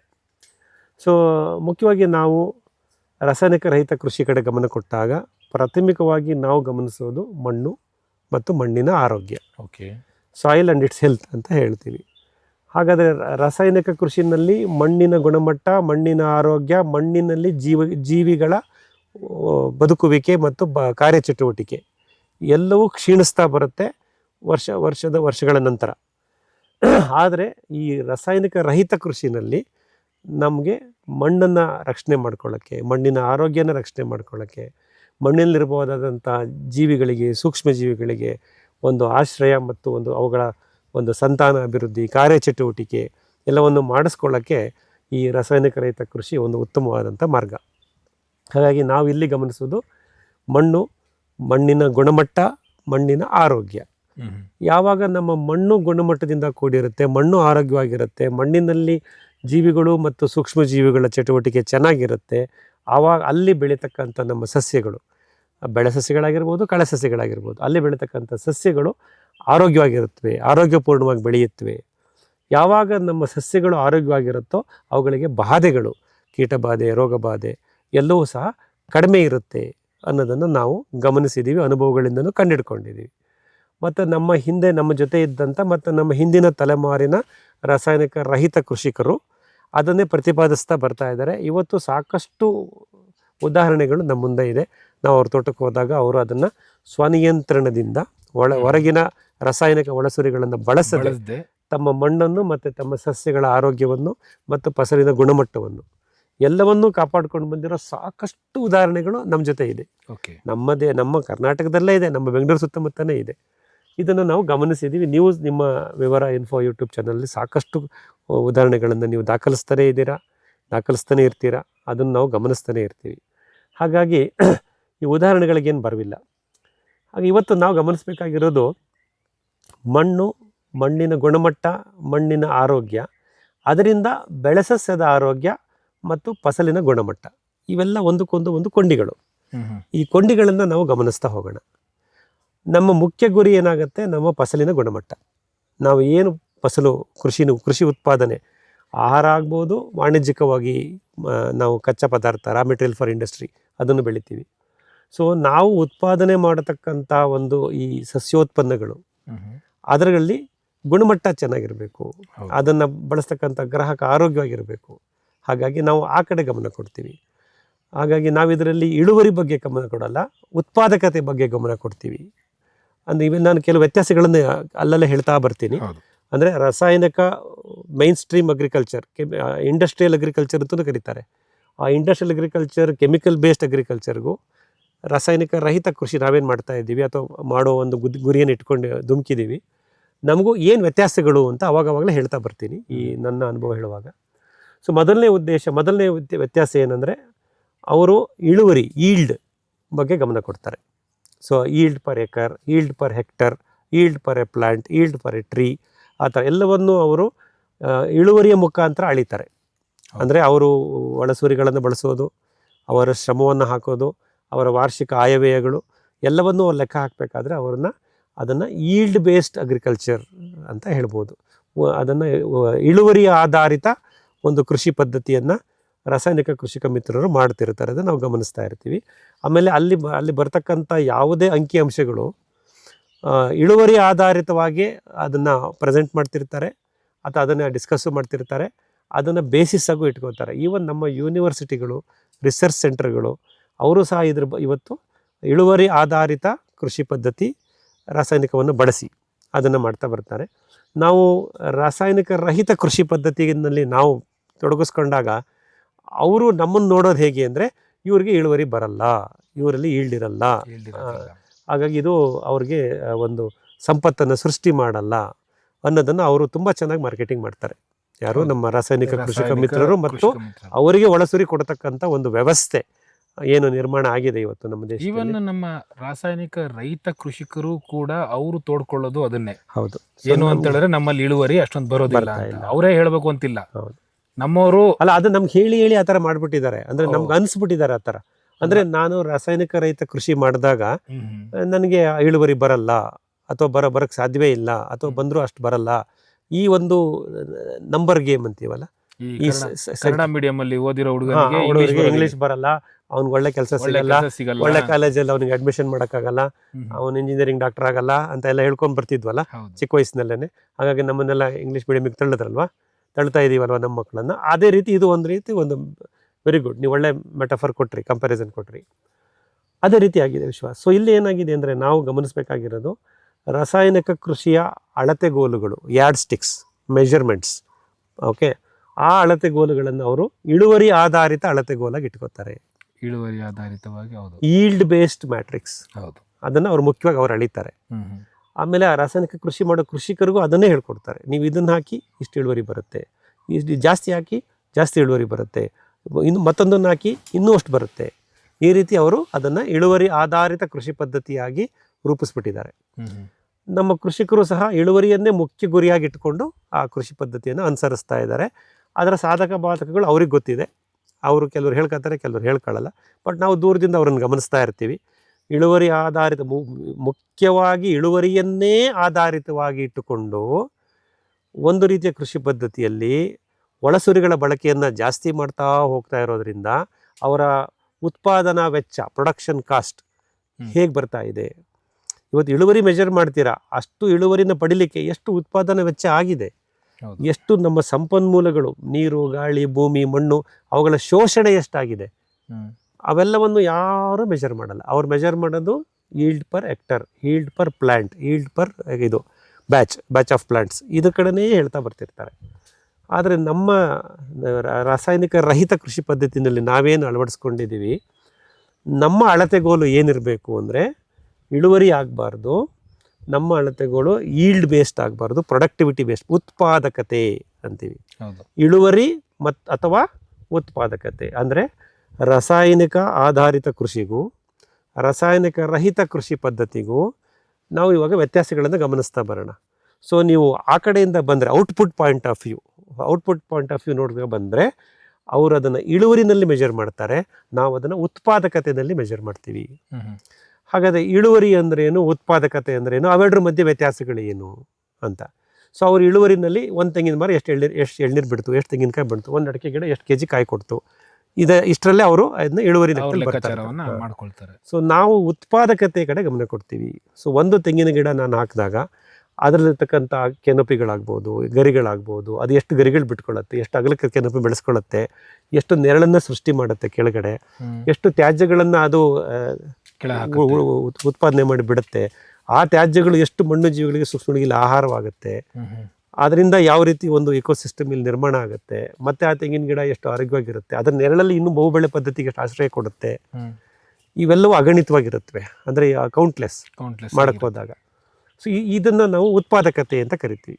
ಒಂದು ಸಸ್ಯವು ತನ್ನ ಜೀವಿತಾವಧಿಯಲ್ಲಿ ಬೀರಬಹುದಾದಂತಹ ಧನಾತ್ಮಕ ಪರಿಣಾಮಗಳು, ಪಾಸಿಟಿವ್ ಬೆನಿಫಿಟ್ಸ್, ಧನಾತ್ಮಕ ಪರಿಣಾಮಗಳು ಏನೇನಿದೆ, ಒಂದು ಸಸ್ಯ ಬೀಜದಿಂದ ಮೊಳೆತು ಗಿಡವಾಗಿ ಬೆಳೆದು ಅದು ಪ್ರೌಢಾವಸ್ಥೆಗೆ ಬಂದು ತನ್ನ ಸಂತಾನ ಅಭಿವೃದ್ಧಿಗೋಸ್ಕರ ಫಲವನ್ನು ಕೊಟ್ಟು ತನ್ನ ಸಂಪೂರ್ಣ ಜೀವನವನ್ನು ನಿರ್ವಹಣೆ ಮಾಡ್ಕೊಳ್ಳುತ್ತಲ್ಲ, life cycle of a plant, life cycle of a crop ಅಂತ ಹೇಳ್ತೀವಲ್ಲ, ಆ ಒಂದು ಜೀವನ ಚಕ್ರದಲ್ಲಿ ಪ್ರತಿ ಹಂತದಲ್ಲೂ, ಪ್ರತಿ ದಿನಗಳಲ್ಲೂ, ಪ್ರತಿ ಇದರ ವಸ್ತುಗಳಲ್ಲೂ ಅದು ತನ್ನದೇ ಆದಂಥ ಕಾಣಿಕೆಯನ್ನು ಕೊಡ್ತಾ ಬರ್ತಾ ಇದೆ. ಯಾವುದಕ್ಕೆ? ಮಣ್ಣಿಗೆ, ನೀರಿಗೆ, ಗಾಳಿಗೆ, ಮಣ್ಣು ಜೀವಿಗಳಿಗೆ. ಎಲ್ಲಿ? ರಾಸಾಯನಿಕ ರಹಿತ ಕೃಷಿ ಪದ್ಧತಿಯಲ್ಲಿ. ಇದನ್ನು ನಾವು ಎಲ್ಲವನ್ನೂ ನೀವು ಅಳತೆಗೆ ತಗೊಂಡ್ರೆ ಅದನ್ನು ನಾವು ಉತ್ಪಾದಕತೆ, ಪ್ರೊಡಕ್ಟಿವಿಟಿ ಅಂತ ಕರಿತೀವಿ. ಆದರೆ ರೈತನಿಗೆ ಕೊನೆಗೆ ಮ್ಯಾಟ್ರ್ ಆಗೋದು ಇಳುವರಿ ಮಾತ್ರ ಅಲ್ವಾ ಸರ್? ಆ ರೀತಿ ಹೇಳಲ್ಪಟ್ಟಿದೆ. ಇಳುವರಿ ಮಾತ್ರ ನಿನಗೆ ಅಂತಿಮ ಅಳತೆಗೋಲು ಇಳುವರಿ ಅನ್ನೋದನ್ನು ಹೇಳಲ್ಪಟ್ಟಿದೆ. ಪದೇ ಪದೇ ಹೇಳ್ತಾ ಇದೆ. ನಮ್ಮ ವ್ಯವಸ್ಥೆ ಏನಿದೆ, ನಮ್ಮ ನಡುವೆ ವ್ಯವಸ್ಥೆಗಳಿದೆಯಲ್ಲ, ಈ ವ್ಯವಸ್ಥೆ ಅದನ್ನು ಹೇಳ್ತಾ ಇದೆ. ಅದನ್ನು ಬಲವಂತವಾಗಿ ಅದನ್ನು ಕಿವಿನಲ್ಲಿ ತುರುಕಿ ಅದನ್ನು ನಂಬಿಸೋ ಥರ ಮಾಡಿಬಿಟ್ಟಿದ್ದಾರೆ. ಯಾಕೆಂದರೆ ಆ ವ್ಯವಸ್ಥೆಯಲ್ಲಿ ಇವತ್ತು ರಾಸಾಯನಿಕ ಕೃಷಿನಲ್ಲಿ ಯಾರ ಹಿತಾಸಕ್ತಿ ಅಡಗಿದೆ? ರೈತನ ಹಿತಾಸಕ್ತಿ ಅಡಗಿದೆಯಾ? ಒಳಸುರಿಗಳನ್ನು ಮಾರತಕ್ಕಂಥ ವ್ಯವಸ್ಥೆಗಳ ಮೇಲೆ ಅಡಗಿದೆಯಾ? ಅಥವಾ ರೈತನ ಉತ್ಪಾದನೆಯನ್ನು ಬಳಸಿ ಮೌಲ್ಯವರ್ಧನೆ ಮಾಡಿ ಒಂದು ಇಂಡಸ್ಟ್ರಿ, ಕಾರ್ಖಾನೆಗಳೇನು ನಡೀತಾ ಇದೆ ಅವುಗಳು, ಅಥವಾ ಆಹಾರ ಉತ್ಪನ್ನಗಳನ್ನು ಪ್ರೊಸೆಸಿಂಗ್ ಮಾಡಿ ಕಳಿಸ್ತಾ ಇದ್ದಾರಲ್ಲ ಬೇರೆ ದೇಶಗಳಿಗಾಗ್ಬೋದು, ನಮ್ಮಲ್ಲೇ ಆಗ್ಬೋದು, ಯಾರ ಹಿತಾಸಕ್ತಿ ಇದರಲ್ಲಿ ಅಡಗಿದೆ? ರೈತನ ಹಿತಾಸಕ್ತಿ ಅಂತೂ ಖಂಡಿತ ಇಲ್ಲ. ಒಂದು ಸರಳ ಉದಾಹರಣೆ ಹೇಳ್ತೀನಿ ನೋಡಿ. ಇವತ್ತು ನಾವು ಒಂದು 100 ರೂಪಾಯಿನಷ್ಟು ಬೆಳೆ ತಗೋಬೇಕು ಅಂತಂದರೆ ಇವತ್ತು ನಮ್ಮ ಖರ್ಚು 70 ರಿಂದ 80 ರೂಪಾಯಿ ತನಕ ಹೋಗುತ್ತೆ ರಾಸಾಯನಿಕ ಕೃಷಿನಲ್ಲಿ. ಅದರಲ್ಲಿ 40-50 ರೂಪಾಯಿ ಬರೀ ಒಳಸುರಿಗೆ ಖರ್ಚು ಮಾಡಿರ್ತೀವಿ. ಇನ್ನೊಂದು 20-30 ರೂಪಾಯಿ ನಮ್ಮ ನೀರು, ಕೂಲಿ, ವ್ಯವಹಾರ, ಅದಕ್ಕೆಲ್ಲ ಖರ್ಚು ಮಾಡಿರ್ತೀವಿ. ಅಂದರೆ ನಾನು 80 ರೂಪಾಯಿ ಖರ್ಚು ಮಾಡಿ ಒಂದು 100 ರೂಪಾಯಿ ಸಂಪಾದನೆ ಮಾಡಿರ್ತೀನಿ. ಅಂದರೆ ನನಗೆ ಉಳಿದಿದ್ದು 20 ರೂಪಾಯಿ. ನನ್ನ ಸಂಸಾರಕ್ಕೋಸ್ಕರ ಉಳಿಸಿದ್ದು ನಾನು 20 ರೂಪಾಯಿನೇ. ಆದರೆ ಆ 80 ರೂಪಾಯಿ ನಾನು ಖರ್ಚು ಮಾಡಿದ್ದು 100 ರೂಪಾಯಿ ತಗೊಂಬಂದು ಇವತ್ತು ದೊಡ್ಡಬಳ್ಳಾಪುರ APMC ಮಾರ್ಕೆಟ್ಗೆ ಹೋಗಿ 100 ರೂಪಾಯಿ ತಂದೆ. ಆದರೆ 100 ರೂಪಾಯಿ ನನಗೆ ಉಳ್ಕೊಳುತ್ತಾ? ಆಲ್ರೆಡಿ ನಾನು 80 ರೂಪಾಯಿ ಖರ್ಚು ಮಾಡಿಬಿಟ್ಟಿದ್ದೀನಿ. 80 ರೂಪಾಯಿ ಯಾರಿಗೂ ಹೋಗಿದೆ? ಓಕೆ, ಕೂಲಿ ಕಾರ್ಮಿಕರಿಗೆ ಸ್ವಲ್ಪ ಕೊಟ್ಟಿರ್ತೀನಿ, ಮತ್ತು ಮುಖ್ಯವಾಗಿ ನನ್ನ ಒಳಸುರಿಗಳ ವೆಚ್ಚಕ್ಕೆ ಕೊಟ್ಟೋಗಿದೆ. ಹಾಗಾಗಿ ಬೀಜದಿಂದ ಹಿಡಿದು ಪ್ರತಿಯೊಂದಕ್ಕೂ ನಾವು ಪರಾವಲಂಬಿಗಳೇ. ನಾವು ಮೀನ್ಸ್ ರಾಸಾಯನಿಕ ಕೃಷಿಕ ಮಿತ್ರರು. ಅವರು ಒಳಸುರಿಗಳನ್ನೇ ಅವಲಂಬಿಸಿ ಕೃಷಿ ಮಾಡೋದ್ರಿಂದ ನೀವು 80 ರೂಪಾಯಿ ಖರ್ಚು ಮಾಡಿ 100 ರೂಪಾಯಿ ಸಂಪಾದನೆ ಮಾಡಿ ಈಲ್ಡ್, ನಿಮಗೆ 100 ರೂಪಾಯಿನ ಈಲ್ಡ್ ಬಂದರೆ ನಿಮಗೆ ನೆಟ್ ಪ್ರಾಫಿಟ್ ಅಂತ ಏನು ಕರಿತೀವಲ್ಲ, ನಿವ್ವಳ ಲಾಭ ಬರೀ 20 ರೂಪಾಯಿ ಆಯಿತು. ಅದಕ್ಕೆ ನೀವು 3-4 ತಿಂಗಳು ಸತತವಾಗಿ ಆ ವಿಷ ರಾಸಾಯನಿಕಗಳ ಜೊತೆಯಲ್ಲೇ ಮುಳುಗಿ ಹೇಳ್ತೀರ. ನಿಮ್ಮ ಮಣ್ಣಿಗೆ ಸಾಕಷ್ಟು ವಿಷಯಗಳನ್ನು ಸುರಿತೀರ, ನಿಮ್ಮ ಮಣ್ಣು ಜೀವಿಗಳನ್ನು ಸೂಕ್ಷ್ಮಜೀವಿಗಳನ್ನು ಹರಣ ಮಾಡ್ತೀರಾ, ಅವುಗಳು ಕೆಲಸ ಮಾಡದಿರೋ ಥರ ನೋಡ್ಕೊತೀರ. ಆಮೇಲೆ ಏಕಬೆಳೆ ಪದ್ಧತಿಯನ್ನು ಅಳವಡಿಸಿ ಪ್ರಕೃತಿಲಿ ಇರ್ಬೋದಾದಂಥ ವೈವಿಧ್ಯತೆಯನ್ನು ಸಂಪೂರ್ಣವಾಗಿ ನಾಶ ಮಾಡ್ತಾ ಇದ್ದೀರಾ. ಎಲ್ಲಿದೆ ವೈವಿಧ್ಯತೆ? ಏಕಬೆಳೆ ಪದ್ಧತಿ, ರಾಸಾಯನಿಕ ಕೃಷಿ ಪದ್ಧತಿಯಲ್ಲಿ ವೈವಿಧ್ಯತೆ ಎಲ್ಲಿ ಬರಲಿಕ್ಕೆ ಸಾಧ್ಯನೇ ಇಲ್ಲ. ಹಾಗಾಗಿ ಇವೆಲ್ಲವನ್ನು ನೀವು ಮೆಜರ್ ಮಾಡಿದಾಗ ಅಷ್ಟು ಮಾತ್ರ ಉಳಿಯುತ್ತೆ. ಅದೇ ನಾವು ರಾಸಾಯನಿಕ ರಹಿತ ಕೃಷಿ ಮಾಡೋರು ಇವತ್ತು ನಮ್ಮ ಒಳಸುರಿಗಳ ವೆಚ್ಚದ ಬಗ್ಗೆ ನಾವು ತುಂಬ ಗಮನ ಕೊಡ್ತೀವಿ. ಇಂಗ್ಲೀಷ್ನಲ್ಲಿ ಒಂದು ಶಬ್ದ ಇದೆಯಲ್ಲ, rupee saved is rupee earned. ಅಂದರೆ ₹1 ಇವತ್ತು ನಾನು ಉಳಿಸಿದ್ರೆ ಅದನ್ನು ದುಡ್ದು ಹಾಗೆ. ಆ ಒಂದು ಫಿಲಾಸಫಿ ತತ್ವಶಾಸ್ತ್ರದಲ್ಲಿ ನಾವು ನಂಬಿಕೆ ಇಟ್ಕೊಂಡಿದ್ದೀವಿ. ಹಾಗಾಗಿ ನಾವೇನು ಮಾಡ್ತೀವಿ, ಮುಖ್ಯವಾಗಿ ಒಳಸುರಿಗಳ ಮೇಲೆ ಪರಾವಲಂಬನೆಯನ್ನು ಕಮ್ಮಿ ಮಾಡ್ಕೊತೀವಿ. ಇದು ರಾಸಾಯನಿಕ ರಹಿತ ಕೃಷಿಕರ ಮೊದಲನೇ ಒಂದು ಮುಖ್ಯವಾದ ಅಂಗ.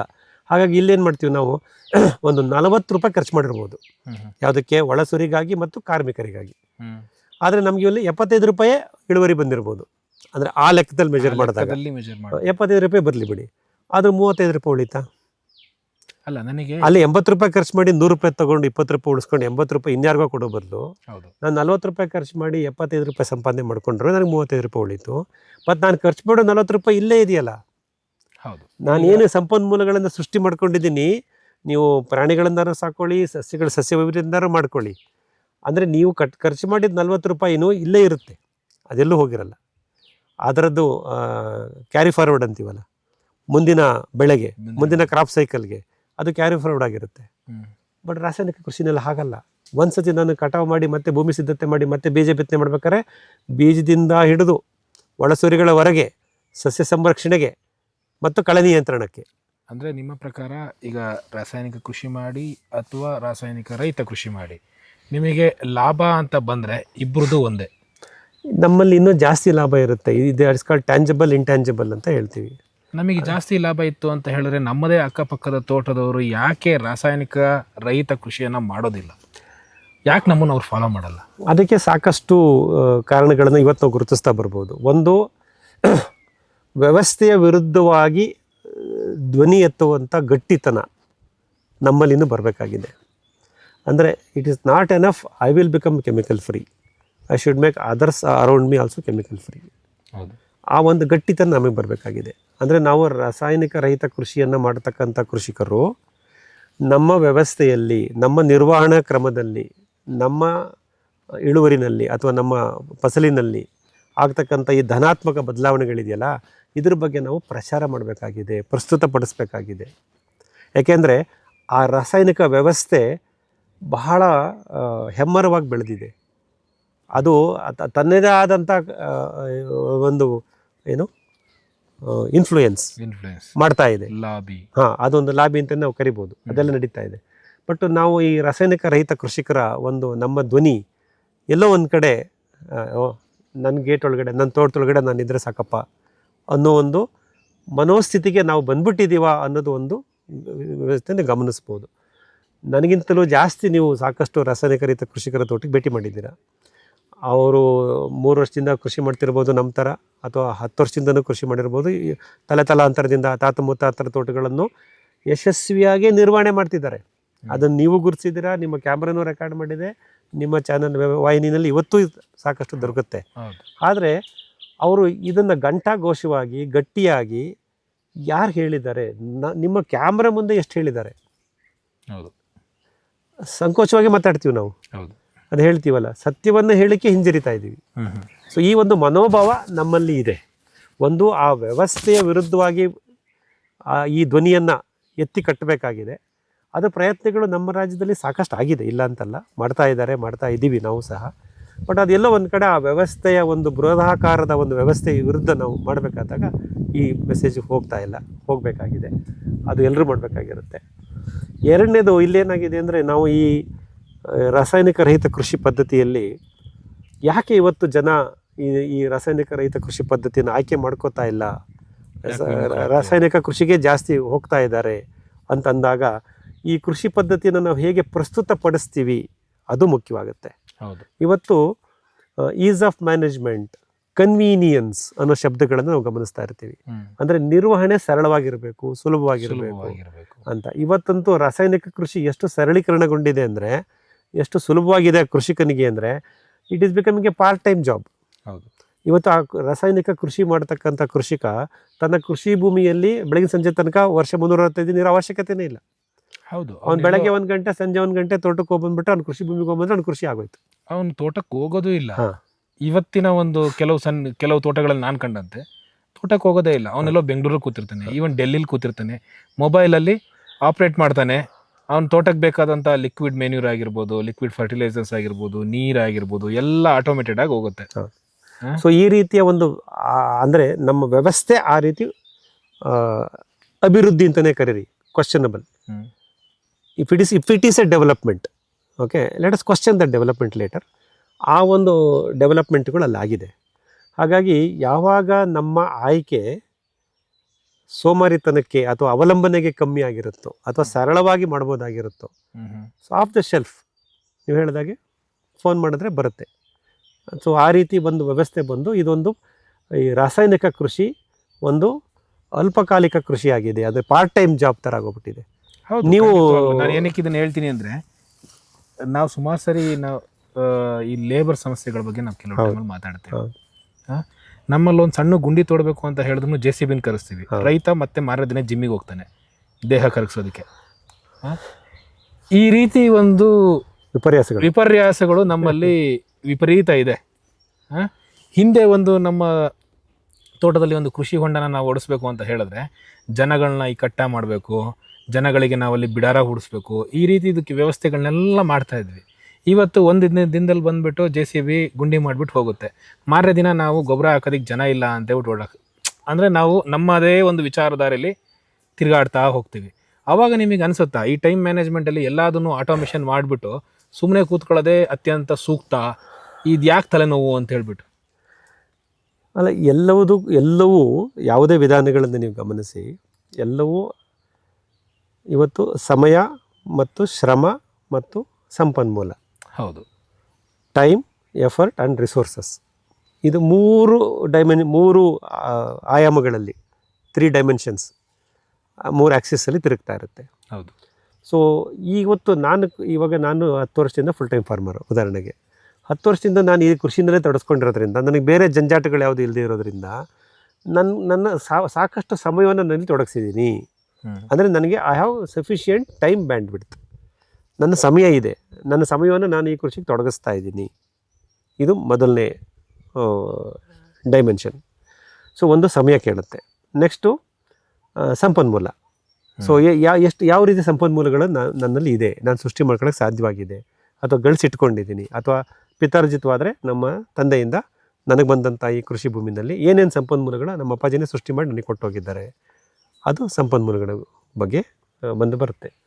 ಸೊ ಈ ಸಮಯ ಮತ್ತು ಸಂಪನ್ಮೂಲಗಳು ಮತ್ತು ನಿರ್ವಹಣಾ ವಿಧಾನಗಳು, ಮ್ಯಾನೇಜ್ಮೆಂಟ್ ಪ್ರಾಕ್ಟೀಸಸ್, ಇವೆಲ್ಲವನ್ನು ನಾವು ಗಮನಿಸ್ತಾ ಬಂದಾಗ ಎಲ್ಲೋ ಒಂದು ಕಡೆ ರಾಸಾಯನಿಕ ಕೃಷಿ ಪದ್ಧತಿಗೆ ಅಳವಡಿಸಿದಂತಹ ಮ್ಯಾನೇಜ್ಮೆಂಟ್ ಪ್ರಾಕ್ಟೀಸಸ್, ಇನ್ಫ್ರಾಸ್ಟ್ರಕ್ಚರ್, ಅದನ್ನು ನಾವು ಸಾವಯವ ಕೃಷಿಯವರು ತಂದಿಟ್ಕೊಂಡಿದ್ದೀವಿ. ನಾವು ಟ್ರ್ಯಾಕ್ಟರ್ ತಂದಿಟ್ಕೊಂಡಿದ್ದೀವಿ, ನಾವು ಆಟೋಮೇಟೆಡ್ ಸ್ಪ್ರೇಯರ್ ತಂದಿಟ್ಕೊಂಡಿದ್ದೀವಿ, ನಾವು ಇನ್ನೊಂದು ಏನೋ ಅವರು ವೆಂಚೂರಿ, ಮಿಕ್ಸರು, ಲಿಕ್ವಿಡ್ಡು, ಆರ್ಗ್ಯಾನಿಕ್ ಏನೇನೋ ತಂದಿಟ್ಕೊಂಡಿರ್ತೀವಿ. ಹೌದು. ಅಂದರೆ ಎಲ್ಲ ಒಂದು ಕಡೆ ಈ ರಾಸಾಯನಿಕ ರಹಿತ ಕೃಷಿ ಪದ್ಧತಿಯ ಆಯಾಮವನ್ನು ನಾವು ಗುರುತಿಸ್ಕೊಂಡು ವಿತಿನ್ ದ ಬೌಂಡ್ರೀಸ್, ಈ ಆಯಾಮದಲ್ಲಿ ಯಾವ ರೀತಿ ಸಂಪನ್ಮೂಲಗಳು ಬೇಕು ಅದನ್ನು ಮಾತ್ರ ನಾವು ತೊಡಗಿಸ್ಕೋಬೇಕು. ಈಗ ಉದಾಹರಣೆಗೆ ನಾನು ಈ ಕೃಷಿ ಪ್ರಾರಂಭ 4 ವರ್ಷ ಆಯಿತು. ನಮ್ಮನೇಲಿ ಏನಿದೆ, ಒಂದು ಬೆನ್ನಿ ಕಟ್ಕೊಂಡು ಮಿಷನ್ ಮಾಡೋ ಸ್ಪ್ರೇಯರ್ ಇದೆ. ಏನಕ್ಕೆ? ಬೇವಿನ ಎಣ್ಣೆ ಹೊಡಿಯೋಕ್ಕೆ. ಅದನ್ನು ನಿಲ್ಲಿಸಾಯ್ತು ಈಗ 2 ವರ್ಷದಿಂದ. ಒಂದು ಸಣ್ಣದೊಂದು 2 HP ಮೋಟ್ರದ್ದು ಮಿನಿ ರೋಟೋವೇಟರ್ ಇದೆ, 19 ಇಂಚು, 1.5 ಅಡಿ ಮಣ್ಣನ್ನ ಹಿಂಗೆ ಕೆರ್ಕೊಂಡು ಹೋಗುತ್ತೆ. ಏನಕ್ಕೆ? 2 ಅಡಿಕೆ ಗಿಡದ ಮಧ್ಯೆ 2 ತೊಗರಿ ಸಾಲಾಕಕ್ಕೆ. ಅದು 24 ಇಸ್ವಿಲಿ ಹಾಕಿದ್ದು, 23, 24. ಈಗ ಅದು ಮೂಲೆ ಸೇರ್ತು, ಅದನ್ನು ನಾನು ಬಳಸ್ತಾ ಇಲ್ಲ. ಒಂದು ಅರ್ಥಗರ್ ಇದೆ, ಏನಕ್ಕೆ? ಗುಂಡಿ ಮಾಡಿ ಗಿಡ ನೆಡಲಿಕ್ಕೆ. ಈಗ ನಾವು ಬಹುಮಾಡಿ ಪದ್ಧತಿ ಅಲ್ವಾ, ಗಿಡ ನೆಡ್ತಾನೇ ಇದ್ದೀವಿ. ಮೊನ್ನೆ ಆಗಸ್ಟ್ ತಿಂಗಳಲ್ಲೂ ನಾವು ಸಾಕಷ್ಟು ಗಿಡಗಳು ನೆಟ್ವಿ.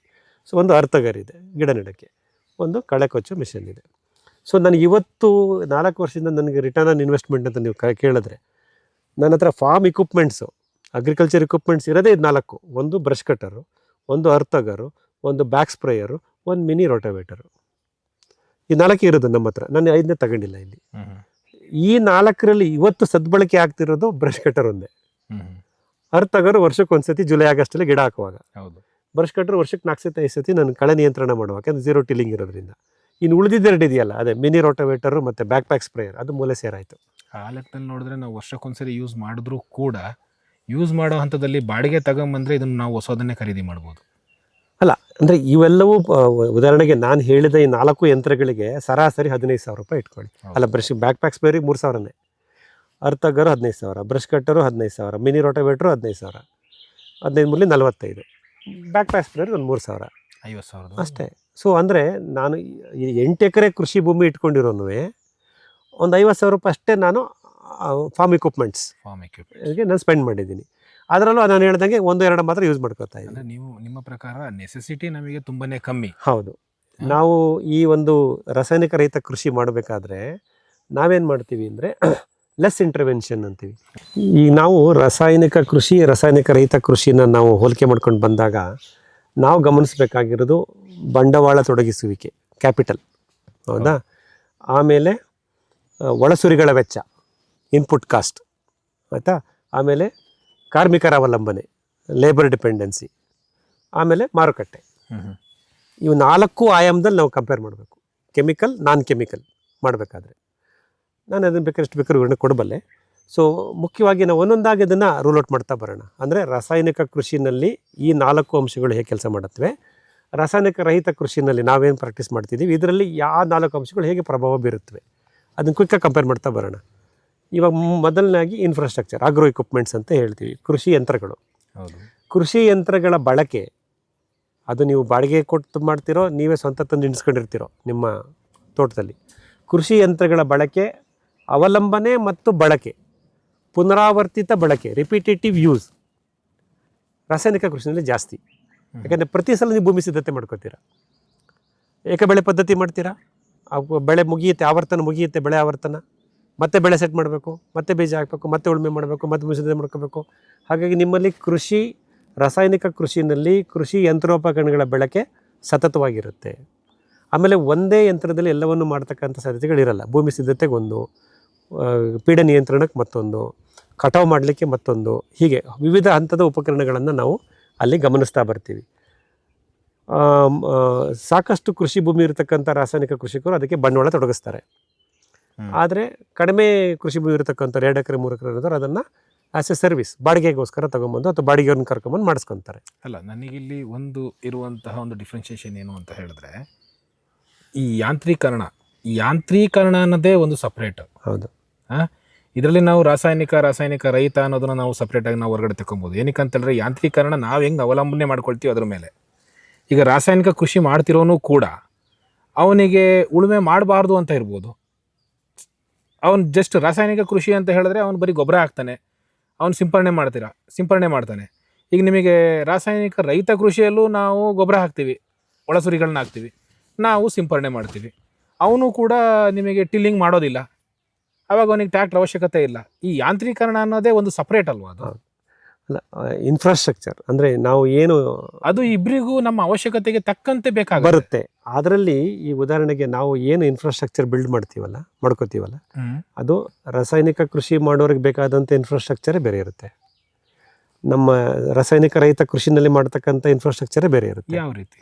ಈಗ ನನಗೆ ಉದಾಹರಣೆ ಹೇಳಿದ್ನಲ್ಲ, ಈಗ ನನಗೆ ಬೇಕಾಗಿರೋದಿಷ್ಟೇ, ಇವು 4 ಈ 4 ಇನ್ಫ್ರಾಸ್ಟ್ರಕ್ಚರ್ ನಾನು ಮಾಡ್ತಾ ಹೋಗ್ತೀನಿ. ಅಲ್ಲ, ನಾನು ಈ ಮಾತನ್ನ ಯಾಕೆ ಹೇಳಿದೆ ಅಂದರೆ, ನೀವೊಂದು ಮಾತು ಹೇಳಿದ್ರಿ, ರಾಸಾಯನಿಕ ರೈತರ ಭೇಟಿಯನ್ನ ನೀವು ನನಗಿಂತ ಹೆಚ್ಚು ಮಾಡಿದ್ದೀರಿ ಅಂತ ನೀವೊಂದು ಮಾತು ಹೇಳಿದ್ರಿ. ಹೌದು, ನಿಮ್ಮ ವಾಹಿನಿಯಿಂದ. ಹೌದು. ನಾನು ಕೆಲವು ರೈತರನ್ನ ನೋಡಿದ್ದಾರೆ, ಅವರು ರಾಸಾಯನಿಕ ರಹಿತ ಕೃಷಿಯನ್ನ ಮಾಡ್ತಾ ಇದ್ದಾರೆ. ಸರಿ. ಆದ್ರೆ ಅವ್ರ ಹತ್ರನು ಸ್ಟಾಬ್ಲರ್ ಇದೆ, ಅವ್ರ ಹತ್ರನು ರೋಟೋವೇಟರ್ ಇದೆ, ಅವ್ರ ಹತ್ರನು 2 ಟ್ರ್ಯಾಕ್ಟರ್ ಇದೆ, ಟಿಲ್ಲರ್ ಇದೆ, ಅವರು ತೋಟದಲ್ಲಿ ಎಲ್ಲದನ್ನು ಮಾಡ್ತಾರೆ. ಸೊ ನಮ್ಮ ಕಾನ್ಸೆಪ್ಟ್ಗಳು ಬೇರೆ. ನಮ್ಮ ಇಲ್ಲಿ ರಾಸಾಯನಿಕ ರಹಿತ ಮತ್ತೆ ರಾಸಾಯನಿಕ ಸಹಿತ ಇವೆರಡೂ ಕೃಷಿಯಲ್ಲಿ ಕಾಮನ್ ಪಾಯಿಂಟ್ ಅಂತ ನಾವು ತಗೊಂಡ್ರೆ, ಯಂತ್ರಗಳ ಉಪಯೋಗ ಏನಿದೆ ಅದು ನಮ್ಮ ಅವಶ್ಯಕತೆಗೆ ತಕ್ಕಂತಿದೆ. ನಾವು ಅದನ್ನ ಸೈಲೆಂಟ್ ಆಗಿ ತೆಗೆದಿಡ್ಬೇಕಾಗತ್ತೆ ಹೊರಗಡೆಗೆ. ಅದನ್ನ ನಾವು ಇದ್ರ ಜೊತೆ ಮಿಕ್ಸಪ್ ಮಾಡೋದು ಸರಿಯಾ? ಈಗ ನೀವು ಆ ಯಂತ್ರಗಳನ್ನ ಯಾಕಿದೆ ಮತ್ತೆ ಇನ್ನೊಂದು ಕೇಳ್ತೀನಿ. ಈಗ ನಮಗೆ ರಾಸಾಯನಿಕ ಸಹಿತ ಒಂದು ಕೃಷಿ ಮಾಡ್ತಾ ಇರ್ತೀವಿ, ಸಾರಿ ರಹಿತ ಕೃಷಿ ಮಾಡ್ತಾ ಇದೀವಿ. ರಾಸಾಯನಿಕ ರಹಿತ ಕೃಷಿ. ನನ್ನ ತೋಟದಲ್ಲಿ ಒಂದು ಚೆನ್ನಾಗಿರುವಂತ ಇಳುವರಿ ಬರ್ತಾ ಇದೆ, ನಾನು ಟ್ರ್ಯಾಕ್ಟರ್ ಯೂಸ್ ಮಾಡ್ತೀನಿ. ಸೊ ಟ್ರ್ಯಾಕ್ಟರ್ ಯೂಸೇ ಮಾಡಬಾರ್ದು ಅಂತ ಹೇಳೋದು ತಪ್ಪಾಗುತ್ತಲ್ವಾ? ಅಲ್ಲ, ಅವರು ಪ್ಯಾಕೇಜ್ ಆಫ್ ಪ್ರಾಕ್ಟೀಸ್ ಅಂತ ಹೇಳ್ತೀವಲ್ಲ, ಇವಾಗ ನಾವು ರಾಸಾಯನಿಕ ರಹಿತ ಕೃಷಿ ಮಾಡುವಾಗ ನಮ್ಮದೇ ಆದಂಥ ಕೆಲವು ಫ್ರೇಮ್ವರ್ಕ್ನ ಹಾಕೊತೀವಿ.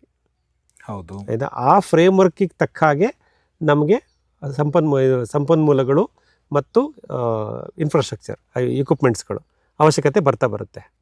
ಸೊ ಈಗ ಉದಾಹರಣೆಗೆ ಈಗ ನಾವು ರಾಸಾಯನಿಕ ರಹಿತ ಕೃಷಿಕರ ಕಡೆ ಗಮನ ಕೊಡೋಣ, ಯಾಕಂದ್ರೆ ನಮ್ಮ ಅನುಭವ ಅದೇ ದಿಕ್ಕಲ್ಲಿದೆ. ಸೊ ಒಂದು ಪಾಯಿಂಟ್ ಏನು ಅಂದ್ರೆ ನಾವು ಫ್ರೇಮ್ ವರ್ಕ್ ಹಾಕೊಳ್ತೀವಿ. ಹೌದು, ಅದು ಮುಖ್ಯ. ಹೌದು. ಈಗ ನಾವೇನು ಫ್ರೇಮ್ ವರ್ಕ್ ಹಾಕೊಳ್ತೀವೋ ಆ ಫ್ರೇಮ್ ವರ್ಕ್ ಮೇಲೆ ನಮ್ಮ ಅವಲಂಬನೆಗಳು ಸೃಷ್ಟಿ ಆಗ್ತಾ ಹೋಗುತ್ತೆ. ಈಗ ಅದು ಸಹಿತಕ್ಕೂ ಮತ್ತೆ ರಹಿತಕ್ಕೂ ಎರಡಕ್ಕೂ ಅಪ್ಲಿಕೇಬಲ್ ಆಗುತ್ತೆ. ಖಂಡಿತ ಆಗುತ್ತೆ. ಅವ್ರಿಗೆ ಫ್ರೇಮ್ ವರ್ಕ್ ಹಾಕ್ಲಿಕ್ಕೆ ಅವಕಾಶನೇ ಇಲ್ಲ, ಯಾಕಂದ್ರೆ ಅವ್ರ ಪಾಪ ಸ್ಟ್ಯಾಂಡರ್ಡ್ ಟೆಂಪ್ಲೇಟ್ ಕೊಟ್ಟೇ ಬಿಟ್ಟಿದ್ದಾರೆ. ನಮ್ಮ ರಾಸಾಯನಿಕವನ್ನು ಬಳಸಿ ಮಾಡ್ತಕ್ಕಂಥ ಕೃಷಿಕರಿಗೆ ನಮ್ಮ ಯೂನಿವರ್ಸಿಟಿಗಳು ಮತ್ತು ನಮ್ಮ ವ್ಯವಸ್ಥೆಗಳೇ ಪ್ಯಾಕೇಜ್ ಆಫ್ ಪ್ರಾಕ್ಟೀಸ್ ಬರೆದ್ಬಿಟ್ಟಿದೆ. ಜಿಕ್ಕಿ ಬೇಕಿ ಎಷ್ಟಪ್ಪ ಪುಸ್ತಕನೇ ಸಿಗುತ್ತೆ ಅದ್ರ ಬಗ್ಗೆ. ಹಾಗಾಗಿ ನಾವು ರಾಸಾಯನಿಕ ರಹಿತ ಕೃಷಿ ಮಾಡೋರು ನಮ್ಮದೇ ಆದಂಥ ಫ್ರೇಮ್ ವರ್ಕ್ನ ನಾವು ಹಾಕೋತಾ ಬರ್ತೀವಿ. ಈಗ ನನ್ನ ಅನುಭವದಲ್ಲಿ ನಾನು ಒಂದು ಸಣ್ಣದೊಂದು ಫ್ರೇಮ್ ವರ್ಕ್ ಹಾಕೊಂಡು ಮಾಡ್ತಾ ಇದ್ದೀನಿ ಕಳೆದ 10 ವರ್ಷದಿಂದ ಇನ್ ಜನರಲ್, ಅಥವಾ 4 ವರ್ಷದಿಂದ ಇನ್ ಪರ್ಟಿಕ್ಯುಲರ್. ಸೊ ಈ ಫ್ರೇಮ್ ವರ್ಕ್ನ ಹಾಕೊಂಡಾಗ ನಾವು ಈ ಫ್ರೇಮ್ ವರ್ಕ್ನ ಹಾಕೋತೀವಲ್ಲ, ಈ ಒಂದು ಪ್ಯಾಕೇಜ್ ಆಫ್ ಪ್ರಾಕ್ಟೀಸ್, ಈ ಫ್ರೇಮ್ ವರ್ಕ್ನ ಹಾಕೊಳ್ಳೋದ್ರ ಮೇಲೆ ನಮ್ಮ ಅವಲಂಬನೆಗಳು, ಕೃಷಿಯ ನಿರ್ವಹಣೆ ಮತ್ತು ಅವಲಂಬನೆ ಖರ್ಚು ವೆಚ್ಚಗಳು ಇರ್ತವೆ, ಬರ್ತಾ ಹೋಗುತ್ತೆ. ಇದು ನಾವು ಒಂದು ಮುಖ್ಯವಾಗಿ ಗಮನಿಸಬೇಕಾದಂಥ ಒಂದು ಪಾಯಿಂಟ್. ಈಗ ಉದಾಹರಣೆಗೆ ಇದನ್ನು ಹೇಗೆ ನಾವು ಒಂದು ಉದಾಹರಣೆ ಕೊಟ್ಟು ಹೇಳಬೇಕಂದ್ರೆ, ಈಗ ಒಂದು ಒಳಸುರಿ ಅಂತ ಅಂದ್ಕೊಳ್ಳೋಣ, ಗೊಬ್ಬರ. ನಾವು ರಾಸಾಯನಿಕ ರಹಿತ ಕೃಷಿಕರು ಒಳಸುರಿಗಳನ್ನು ಹೇಗೆ ಸೃಷ್ಟಿ ಮಾಡ್ಕೋತೀವಿ ಅಂತ. ಹಾಗಾಗಿ ನಾವೇನು ಮಾಡ್ತೀವಿ, ಒಳಸುರಿಗಾಗಿ ನಾವು ಇಲ್ಲಿ ಸಸ್ಯ ತ್ಯಾಜ್ಯಗಳನ್ನು ಮತ್ತು ಪ್ರಾಣಿ ತ್ಯಾಜ್ಯಗಳನ್ನು ಬಳಸ್ತೀವಿ. ಹೌದು. ಅದನ್ನು ಮರುಬಳಕೆ ಮಾಡ್ತೀವಿ, ರೀಯೂಸ್ ಮಾಡ್ತೀವಿ, ಅದನ್ನು ಒಂದು ರೀತಿ ಪ್ರೊಸೆಸ್ಸು ಮಾಡ್ತೀವಿ ಕೆಲವು ಕಡೆ.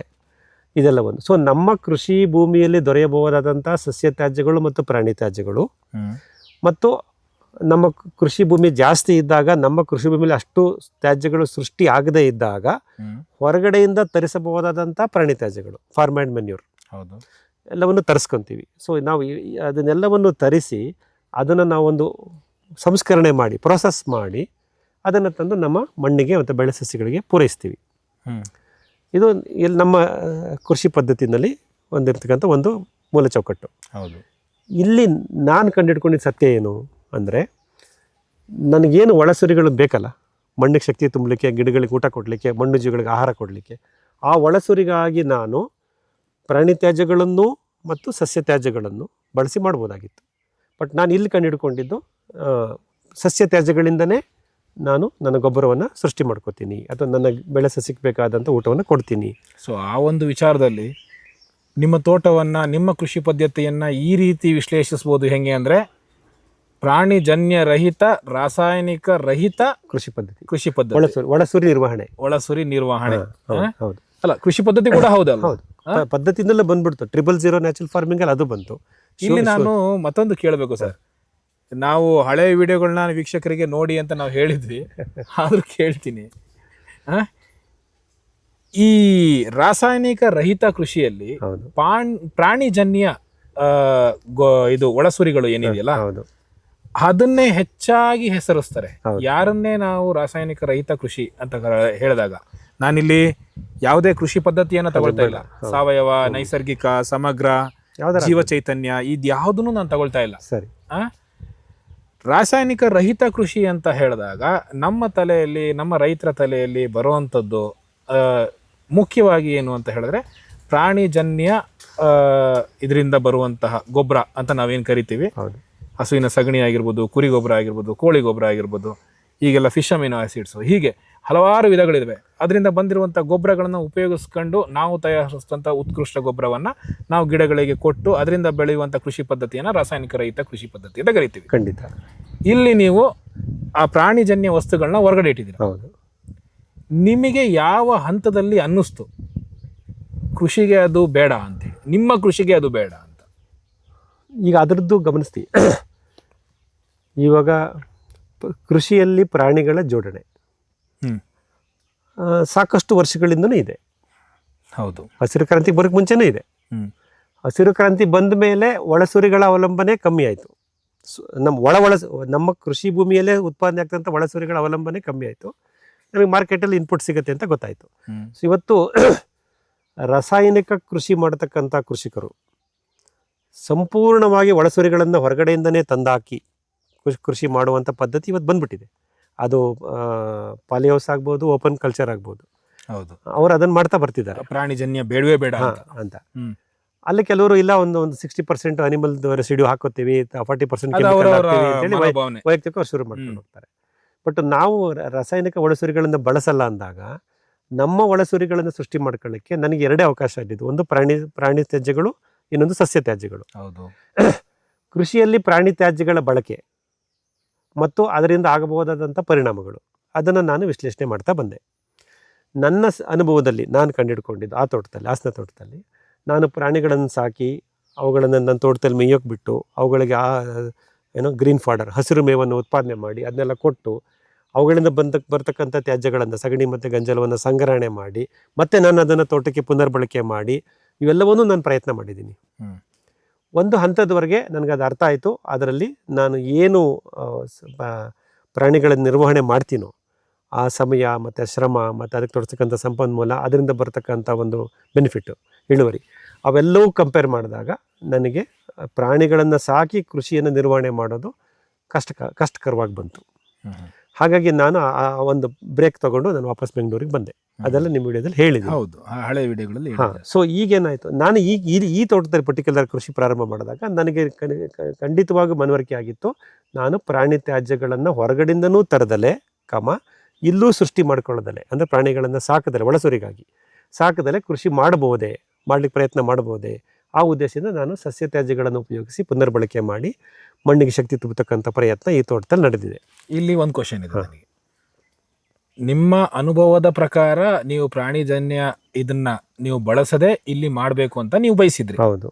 ನಿಮ್ಮ ಪ್ರಕಾರ ಪ್ರಾಣಿಜನ್ಯ ಗೊಬ್ಬರವು ನಿಮ್ಮ ಈ ತೋಟಕ್ಕೆ ನೀವು ಹೊರಗಡೆಯಿಂದ ತರ್ತಿರೋ ಒಳಗಡೆಯಿಂದ ತರ್ತಿರೋ ಅದು ನಿಮಗೆ ಸೂಕ್ತವೋ ಅಥವಾ ಅಲ್ವೋ ಅನ್ನೋದು ನಿಮ್ಮ ಒಂದು ಎಕ್ಸ್ಪೀರಿಯನ್ಸ್ ಪ್ರಕಾರ ಹೇಗೆ? ಅಂದರೆ ನಿಜವಾಗ್ಲೂ ಅದು ಅವಶ್ಯಕತೆ ಇದೆಯಾ ಇಲ್ವಾ?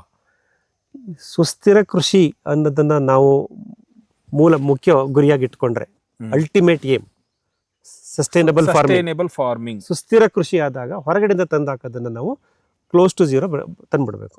ಹೊರಗಡೆಯಿಂದ ತಂದು ಹಾಕೋದು ಅಂತ ಹೇಳಿದ್ರೆ ಅದು ಯಾವ್ದು ಬೇಕಾದ್ರೂ ಆಗಿದ್ರು ಎಲ್ಲವನ್ನೂ ಝೀರೋ ಮಾಡಬೇಕು. ಅಂದ್ರೆ ನಾವು ಸುಸ್ಥಿರ ಕೃಷಿಯನ್ನು ಮುಖ್ಯ ಗುರಿಯಾಗಿ ಇಟ್ಕೊಂಡು ಹೊರಟಾಗ ಪ್ರಾಣಿ ತ್ಯಾಜ್ಯಗಳನ್ನ ಹೊರಗಡೆಯಿಂದ ತಂದು ಕೃಷಿ ಮಾಡುವುದು. ಇಲ್ಲಿ ನೀವು ಒಂದು ಪದ ಸೇರಿಸ್ತಾ ಇದ್ದೀರಾ, ಹೊರಗಡೆಯಿಂದ ತಂದು ಅಂತ ಹೇಳಿ. ಅದು ಒಳಗಿಂದ ಅದು ಮಾಡ್ಬೋದು. ಅಂದ್ರೆ ಹೊರಗಡೆ ನೀವು ದನ ಸಾಕಬಹುದು. ಹೊರಗಡೆಯಿಂದ ಪ್ರಾಣಿ ತ್ಯಾಜ್ಯಗಳಿಂದ ತಂದು ಕೃಷಿ ಮಾಡುವುದು ಸುಸ್ಥಿರ ಕೃಷಿ ಆಗಲಾರದು. ಹೊರಗಡೆಯಿಂದ ಗೊಬ್ಬರವನ್ನ ತಂದ್ಬಿಟ್ಟು ನಾವು ಹಾಕುವಂಥದ್ದು ಸುಸ್ಥಿರ ಕೃಷಿ ಆಗಲಾರದು. ಈಗ ನಾನೊಂದು ಹಸು ಕಟ್ಟಿದ್ದೀನಿ, ಅಂದ್ರೆ ನಾನು ಇವಾಗ ಒಳಸುರಿಗಾಗಿ ಹೊರಗಡೆಯಿಂದ ನಾನು ತರಲ್ಲ. ನನ್ನ ಹತ್ರ ಹಸು ಇದೆ, ನನಗೆ ಬೇಕಾದಂತ ಒಳಸುರಿಗಳ ನಿರ್ವಹಣೆಗಾಗಿ, ನನ್ನ ಪ್ರಾಣಿ ತ್ಯಾಜ್ಯಗಳಿಗಾಗಿ, ಪ್ರಾಣಿ ತ್ಯಾಜ್ಯಗಳ ಸಂಗ್ರಹಣೆಗಾಗಿ ನನ್ನ ಕೃಷಿ ಭೂಮಿಯಲ್ಲಿ ನಾನು ಪ್ರಾಣಿಗಳನ್ನ ಸಾಕ್ತೀನಿ. ಈ ಒಂದು ವರ್ಗ ಇದೆ, ಈಗಲೂ ಇದೆ, ಸುಮಾರು ಮುಂಚೆನೂ ಇತ್ತು, ಇವಾಗ್ಲೂ ಇದೆ, ಮುಂದೆನೂ ಇರುತ್ತೆ. ನಾನು ಆ ವರ್ಗದ ಒಂದು ಸಾಧಕ ಬಾಧಕಗಳನ್ನು ನಾನು ದೂರದಿಂದ ಗಮನಿಸ್ತಿದ್ದೀನಿ ಈಗ ಇತ್ತೀಚೆಗೆ ಈ ಪ್ಲಾಟ್ಫಾರ್ಮ್ ನಾನು ಬಂದ ಮೇಲೆ. ಹಾಗಾಗಿ ನಾನು ಪ್ರಾಣಿಗಳನ್ನು ಇಟ್ಟು ಅದರಲ್ಲಿ ತ್ಯಾಜ್ಯಗಳನ್ನು ಸಂಗ್ರಹಣೆ ಮಾಡಿ ಅದಕ್ಕೆ ಮೌಲ್ಯವರ್ಧನೆ ಮಾಡಿ ಅದನ್ನು ನನ್ನ ಮಣ್ಣಿಗೆ ಶಕ್ತಿ ತುಂಬಲಿಕ್ಕೆ, ಗಿಡಕ್ಕೆ ಪೋಷಕಾಂಶವಾಗಿ ಬಳಸ್ತಕ್ಕಂಥ ಒಂದು ಪದ್ಧತಿ ಏನಿದೆ ಅದನ್ನು ಅಳವಡಿಸ್ಕೊಂಡು ಬರ್ತಾ ಇದ್ದಾರೆ, ಇವತ್ತು ಅಳವಡಿಸ್ತಾ ಇದ್ದಾರೆ. ಬಟ್ ನನಗೆ ಅದು ದುರ್ಲಭ ಆಯಿತು. ನಿಮಗೆ ಅದು ಕೂಡ ದುರ್ಲಭ ಆಯಿತು. ಪ್ರಾಣಿಗಳನ್ನು ತಂದು ಇಟ್ಟು ಅವುಗಳ ತ್ಯಾಜ್ಯವನ್ನು ಸಂಗ್ರಹಣೆ ಮಾಡಿ ಅದನ್ನು ಮತ್ತೆ ಮೌಲ್ಯವರ್ಧನೆ ಮಾಡಿ ಅದನ್ನು ಮತ್ತೆ ನನ್ನ ಮಣ್ಣಿಗೆ ಸೇರಿಸೋ ಕಾರ್ಯಕ್ರಮ ಇದೆಯಲ್ಲ, ಅದನ್ನು ನಾನು ಇಲ್ಲಿ ನಡೆಸಲಿಕ್ಕೆ ಅಸಾಧ್ಯವಾಯಿತು. ಸೊ 2 ಪಾಯಿಂಟ್ ಇದೆ. ಒಂದು, ಹೊರಗಡೆಯಿಂದ ತಂದು ಹಾಕೋದು ಕೂಡ ಲಾಭದಾಯಕ ಅಲ್ಲ. ಎರಡನೇದಾಗಿ ನಾವು ಇಟ್ಕೊಂಡು ನಾವು ಸಾಕಿ ನಾವು ಮಾಡ್ತಿರುವಂಥದ್ದು ಕೂಡ ಲಾಭದಾಯಕ ಅಲ್ಲ. ಲಾಭದಾಯಕ ಅನ್ನೋದಕ್ಕಿಂತಲೂ ನಿರ್ವಹಣೆನೇ ದುರ್ಲಭ. It is impossible to manage. ಯಾಕೆಂದರೆ ನಾನು ವಾಸ ಮಾಡೋದು ಮಲ್ಲೇಶ್ವರಂ, ಬೆಂಗಳೂರು. ನಾನು ಆಲ್ರೆಡಿ ಹೇಳಿದ್ದೀನಿ ಇದನ್ನೆಲ್ಲ. ನನ್ನ ಪ್ರಾಣಿ ಆಯಾಸದಾಯಕ ಅನ್ಬೋದು ಒಂದು ಪದವನ್ನು. ಪ್ರಯಾಸದಾಯಕ, ಅದು ಕಷ್ಟ ಸಾಧ್ಯ, ಮತ್ತು ನಿರ್ವಹಣೆ ಮಾಡಲಿಕ್ಕೆ ಅದರದ್ದು ಅಂದರೆ ನನಗೆ ಬೇರೆ ಬೇರೆ ಸಮಸ್ಯೆಗಳಿಗೆ ಒಡ್ಕೊಂಡ್ಬಿಡ್ತೀನಿ ನಾನು ಅವಾಗ. ನನ್ನ ಮುಖ್ಯ ಉದ್ದೇಶ ನನ್ನ ತೆಂಗಿನ ಗಿಡ ಕಾಪಾಡ್ಕೋಬೇಕು, ನನ್ನ ತೆಂಗಿನ ತೋಟ ಅಭಿವೃದ್ಧಿ ಮಾಡ್ಕೋಬೇಕು. ಸೊ ನನ್ನ ಫೋಕಸ್ ಇದೆಯಲ್ಲ, ಪ್ರೈಮರಿ ಫೋಕಸ್ಸು, ಅದು ಏನು ಈ ಬಹುಮಡಿ ಪದ್ಧತಿ ತೋಟ ನಿರ್ಮಾಣ ಮಾಡ್ಕೋಬೇಕು ಅಂತ ಇರ್ತೀನೋ, ಇದರಿಂದ ಒಳಸುರಿಗಾಗಿ ಪ್ರಾಣಿಗಳನ್ನು ತಂದು ಸಾಕುವಂಥ ಒಂದು ಅದು ಸಪ್ರೇಟ್ ಲೂಪ್. ಅದು ಆ ಲೂಪ್ಗೆ ನಾನು ಹೋದ ತಕ್ಷಣ ಅಲ್ಲಿಂದ ಹೊರಗೆ ಬರೋಕ್ಕೆ ನನಗೆ ಆಗೋದಿಲ್ಲ ಈ ಬದಲಾದ ಕಾಲಮಾನದಲ್ಲಿ. ನಾನು ಹೇಳ್ತಾ ಇದ್ದೀನಿ. ಅಲ್ಲ, ನಾನು ಏನಕ್ಕೆ ಈ ಮಾತನ್ನು ಅಂದರೆ, ನಾನು ವೈಯಕ್ತಿಕವಾಗಿ ನಿಮ್ಮ ಎಕ್ಸ್ಪೀರಿಯನ್ಸನ್ನು ಕೇಳಲಿಲ್ಲ. ನಿಮ್ಮ ಈ ರಹಿತ ಕೃಷಿಯಲ್ಲಿ ಪ್ರಾಣಿಜನ್ಯವನ್ನು ನೀವು ಉಪಯೋಗಿಸ್ತಾ ಇರೋದ್ರಿಂದ ನಿಮ್ಮ ವಿಶ್ಲೇಷಣೆ ಅದರ ಮೇಲೆ ಏನಿತ್ತು ಅನ್ನೋದಷ್ಟೇ ನನ್ನ ಕ್ವಶನ್ ಆಗಿತ್ತು. ಯಾಕಂದರೆ ಇವತ್ತಿನ ಕಾಲಘಟ್ಟದಲ್ಲಿ ಎಷ್ಟೋ ಜನರಿಗೆ ಒಂದು ಕ್ವಶನ್ ಏನು ಅಂತ ಹೇಳಿದ್ರೆ, ತೋಟ ಮಾಡಲಿಕ್ಕೆ ತುಂಬ ಒಂದು ಹಪಾಹಪಿ ಇದೆ. ಆದರೆ ಲೈಫ್ ಸ್ಟಾಕ್, ನಿಮಗೆ ಪ್ರಾಣಿಗಳನ್ನು ಸಾಕಿ ಅದರಿಂದ ಪಡೆದಂತಹ ಗೊಬ್ಬರವನ್ನು ನಿರ್ವಹಣೆ ಮಾಡಿಕೊಂಡು ತೋಟ ಮಾಡೋದು ಕಷ್ಟ ಸಾಧ್ಯ. ಒಂದು ಲೈಫ್ ಸ್ಟಾಕನ್ನು ಹಾಕಬೇಕು ಅಂತ ಹೇಳಿದ್ರೆ ಇನ್ನೊಂದು ಲಿವಿಂಗ್ ಸ್ಟಾಕ್, ಅಂದರೆ ಒಂದು ಕುಟುಂಬನೂ ಕೂಡ ನಾವಲ್ಲಿ ಕೂರಿಸ್ಬೇಕು. ಈಗಷ್ಟೇ ಬೆಳಗ್ಗೆ ನಾನು ಯಾರ ಹತ್ರನೂ ಮಾತಾಡ್ತಿರ್ಬೇಕಾದ್ರೆ ಕೇಳಿದ್ವಿ ಏನು ಅಂತ ಹೇಳಿದ್ರೆ 30,000 40,000 ಈ ರೀತಿ ನಿಮಗೆ ತಿಂಗಳಿಗೆ ಅವರು ಪಗಾರ ಕೇಳ್ತಾರೆ.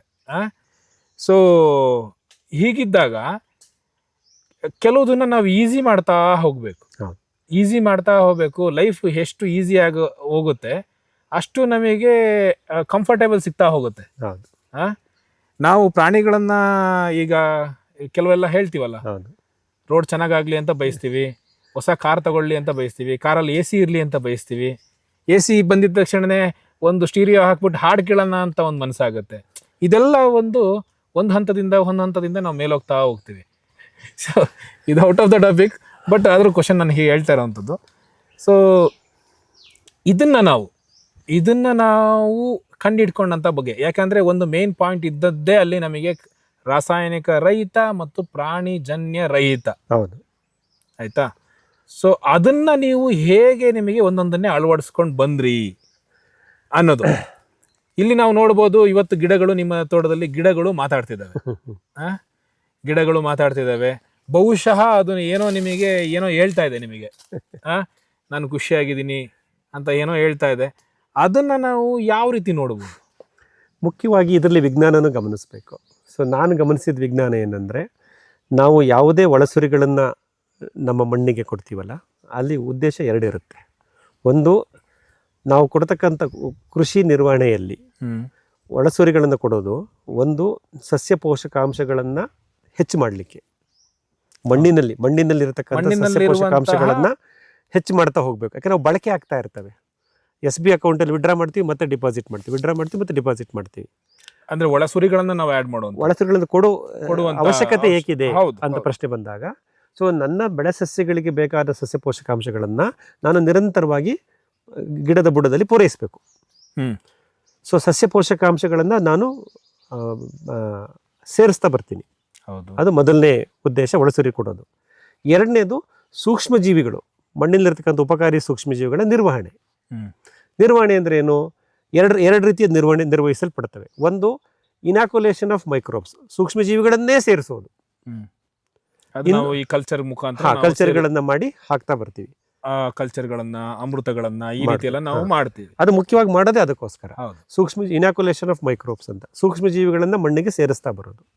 ಎರಡನೇದು, ಫೀಡಿಂಗ್ ದ ಮೈಕ್ರೋಬ್ಸ್, ಮಣ್ಣಿನಲ್ಲಿರ್ತಕ್ಕಂಥ ಸೂಕ್ಷ್ಮಜೀವಿಗಳಿಗೆ ಆಶ್ರಯ ಮತ್ತು ಆಹಾರವನ್ನು ಒದಗಿಸೋದು. ಇದೆರಡೇ ನಮ್ಮ ಮುಖ್ಯ ಗುರಿಯಾಗಿರುತ್ತೆ. ಒಂದು, ಸಸ್ಯ ಪೋಷಕಾಂಶಗಳನ್ನು ಒದಗಿಸೋದು, ಮತ್ತು ಸೂಕ್ಷ್ಮಜೀವಿಗಳನ್ನು ಸೇರಿಸುವುದು ಅವಶ್ಯಕತೆ ಇದ್ದರೆ, ಮತ್ತು ಇರತಕ್ಕಂಥ ಸೂಕ್ಷ್ಮಜೀವಿಗಳಿಗೆ ಆಹಾರ ಮತ್ತು ಆಶ್ರಯವನ್ನು ಕೊಡುವುದು. ಇದಿಷ್ಟೇ ನಮ್ಮ ಇಂಟರ್ವೆನ್ಷನ್. ಈ ಇಷ್ಟನ್ನು ನೀವು ಮಾಡಲಿಕ್ಕೆ ನೀವು ಪ್ರಾಣಿ ತ್ಯಾಜ್ಯಗಳಿಂದ ಮಾಡ್ತಿರೋ ಸಸ್ಯ ತ್ಯಾಜ್ಯಗಳಿಂದ ಮಾಡ್ತಿರೋ ಅದು ಸಬ್ಜೆಕ್ಟಿವ್, ಅದು ನಮ್ಮ ಆಯ್ಕೆ. ಆದರೆ ಅಂತಿಮವಾಗಿ ಕೃಷಿಯಲ್ಲಿ ಒಳಸುರಿಗಳ ಬಳಕೆ ಏಕೆ, ಕೃಷಿಯಲ್ಲಿ ಒಳಸುರಿಗಳಿಂದ ನಿರ್ವಹಿಸುವ ಆಯಾಮಗಳು ಯಾವುವು ಅಂತ ಕೇಳಿದ್ರೆ, ಕೃಷಿಯಲ್ಲಿ ಒಳಸುರಿಗಳನ್ನು ಬಳಸುವುದು ಅಥವಾ ಬಳಸುವುದರಿಂದ ಆಗತಕ್ಕಂಥ ಒಂದು ಉದ್ದೇಶಗಳೇನಪ್ಪ ಅಂದರೆ ಮಣ್ಣಿಗೆ ಸಸ್ಯ ಪೋಷಕಾಂಶಗಳನ್ನು ಸೇರಿಸುವುದು ಮತ್ತು ಸೂಕ್ಷ್ಮಜೀವಿಗಳನ್ನು ಸೇರಿಸುವುದು ಅಥವಾ ಇರುವ ಸೂಕ್ಷ್ಮಜೀವಿಗಳಿಗೆ ಆಹಾರ ಮತ್ತು ಆಶ್ರಯವನ್ನು ಒದಗಿಸುವುದು. ನಿಮ್ಮ ಪ್ರಕಾರ ಈ ರಾಸಾಯನಿಕ ರಹಿತ ಮತ್ತು ಪ್ರಾಣಿಜನ್ಯ ರಹಿತ ನೀವು ಕೃಷಿಯಲ್ಲಿ ಏನಿದೆ ಅದರಲ್ಲಿ ನಿಮ್ಮ ಚಟುವಟಿಕೆ ಏನಿರುತ್ತೆ? ಇದನ್ನೇ ನಾನು ಮಾಡಿರೋದು. ಅಂದರೆ ನಿಮಗೆ ಸಸ್ಯದ ಏನೇನು ಇದಿದೆ, ಯಾವುದು ವೇಸ್ಟ್ ಅಂತ ನಾವೇನು ಕರಿತೀವಿ, ಸಸ್ಯಜನ್ಯ ಉಳಿಕೆ, ಆ ಉಳಿಕೆಯನ್ನ ಅದೇ ಸಸ್ಯಕ್ಕೆ ಗೊಬ್ಬರವಾಗುವ ರೀತಿಯಲ್ಲಿ ಬಳಸ್ತೀವಿ. ಹೌದು, ಅದೇ ಸಸ್ಯದ್ದು. ಹೌದು, ಅದೇ ಸಸ್ಯ ಅಲ್ಲ, ಸಸ್ಯ ವರ್ಗಗಳನ್ನು ಸೃಷ್ಟಿ ಮಾಡ್ತೀವಿ. ಓಕೆ, ನಾವೇನು ವಿವಿಧ ಜಾತಿಯ ಸಸ್ಯವರ್ಗಗಳನ್ನು ಸೃಷ್ಟಿ ಮಾಡ್ತಾ ಬರ್ತೀವಿ. ಆ ಸಸ್ಯ ವರ್ಗಗಳು ಪರಸ್ಪರ ಒಂದಕ್ಕೊಂದು ಹೊಂದಾಣಿಕೆ ಮಾಡಿಕೊಂಡು ತಮಗೆ ಬೇಕಾದಂಥ ಒಂದು ಸಸ್ಯ ತ್ಯಾಜ್ಯವನ್ನು, ಬಯೋಮಾಸ್ ದ್ರವ್ಯಗಳು ಅವೇ ಸೃಷ್ಟಿ ಮಾಡ್ತವೆ.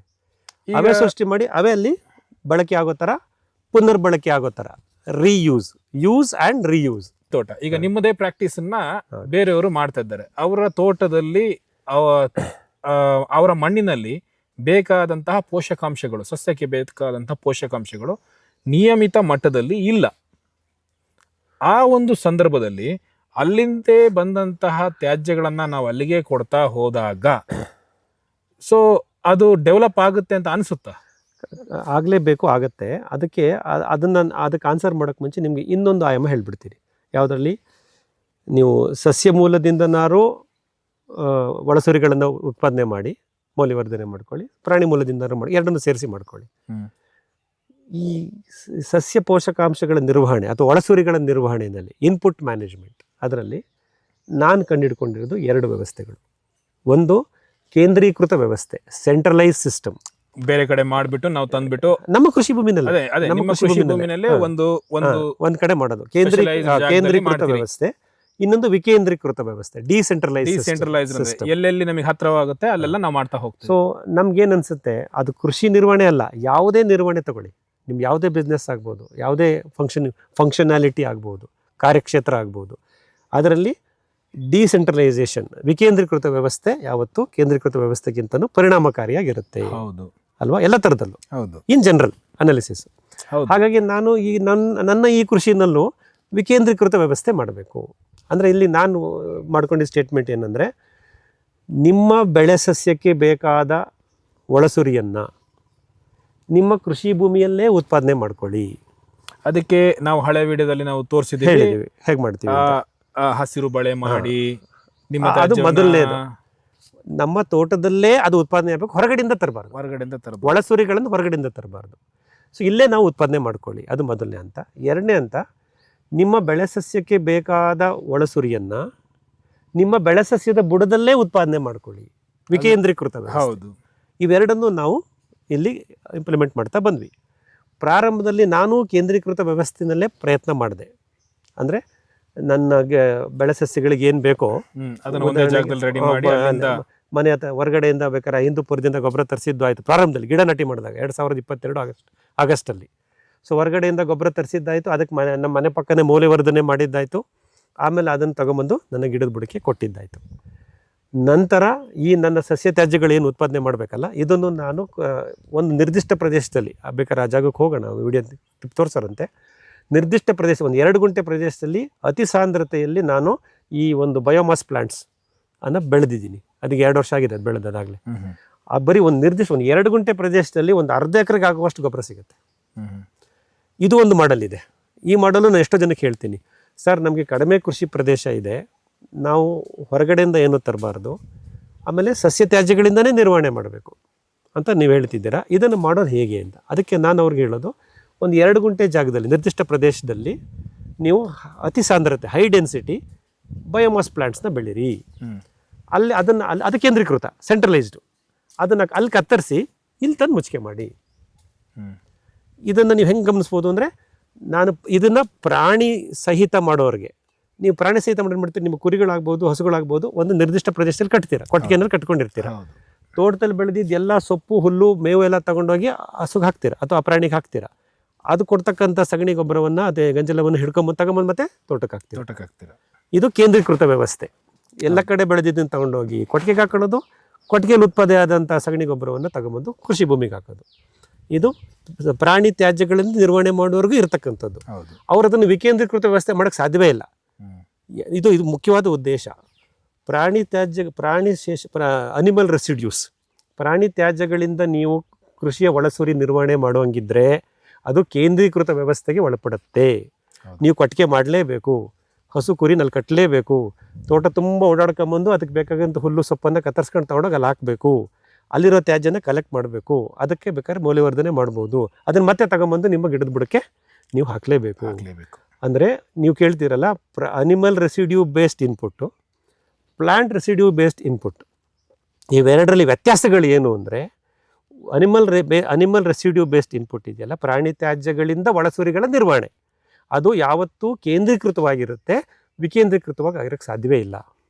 ಆದರೆ ನಾವು ಕಂಡುಹಿಡ್ಕೊಂಡಿರೋ ಸತ್ಯ ಇಲ್ಲೇನೆಂದರೆ, ನಾವು ಸಸ್ಯ ತ್ಯಾಜ್ಯಗಳನ್ನು ಪುನರ್ಬಳಕೆ ಮಾಡೋದ್ರಿಂದ ನಮ್ಮ ಬೆಳೆ ಸಸ್ಯಕ್ಕೆ ಬೇಕಾದ ಗೊಬ್ಬರವನ್ನು ಬೆಳೆ ಸಸ್ಯದ ಬುಡದಲ್ಲೇ ಅಥವಾ ಈ ಒಂದು ತೋಟದ 4 ಬದುಗಳಲ್ಲೇ, ನೋಡಿ ಇದು 6 ತೆಂಗಿನ ಮರದ ಒಂದು ಬ್ಲಾಕು, ಇದಕ್ಕೆ 4 ದಿಕ್ಕಲು ಬದು ಮಾಡ್ಕೊಂಡಿದ್ದೀನಾ, 4 ಬದುನಲ್ಲೂ ನನ್ನ ಬಯೋಮಾಸ್ ಪ್ಲಾಂಟ್ಸ್ಗಳು ಬೆಳೆದಿದ್ದಾವ. ಸೊ ಆ ಬದುನಲ್ಲಿ ಕತ್ತರಿಸ್ತೀನಿ, ಈ ಗಿಡಕ್ಕೆ ತಂದು ಹಾಕ್ತೀನಿ.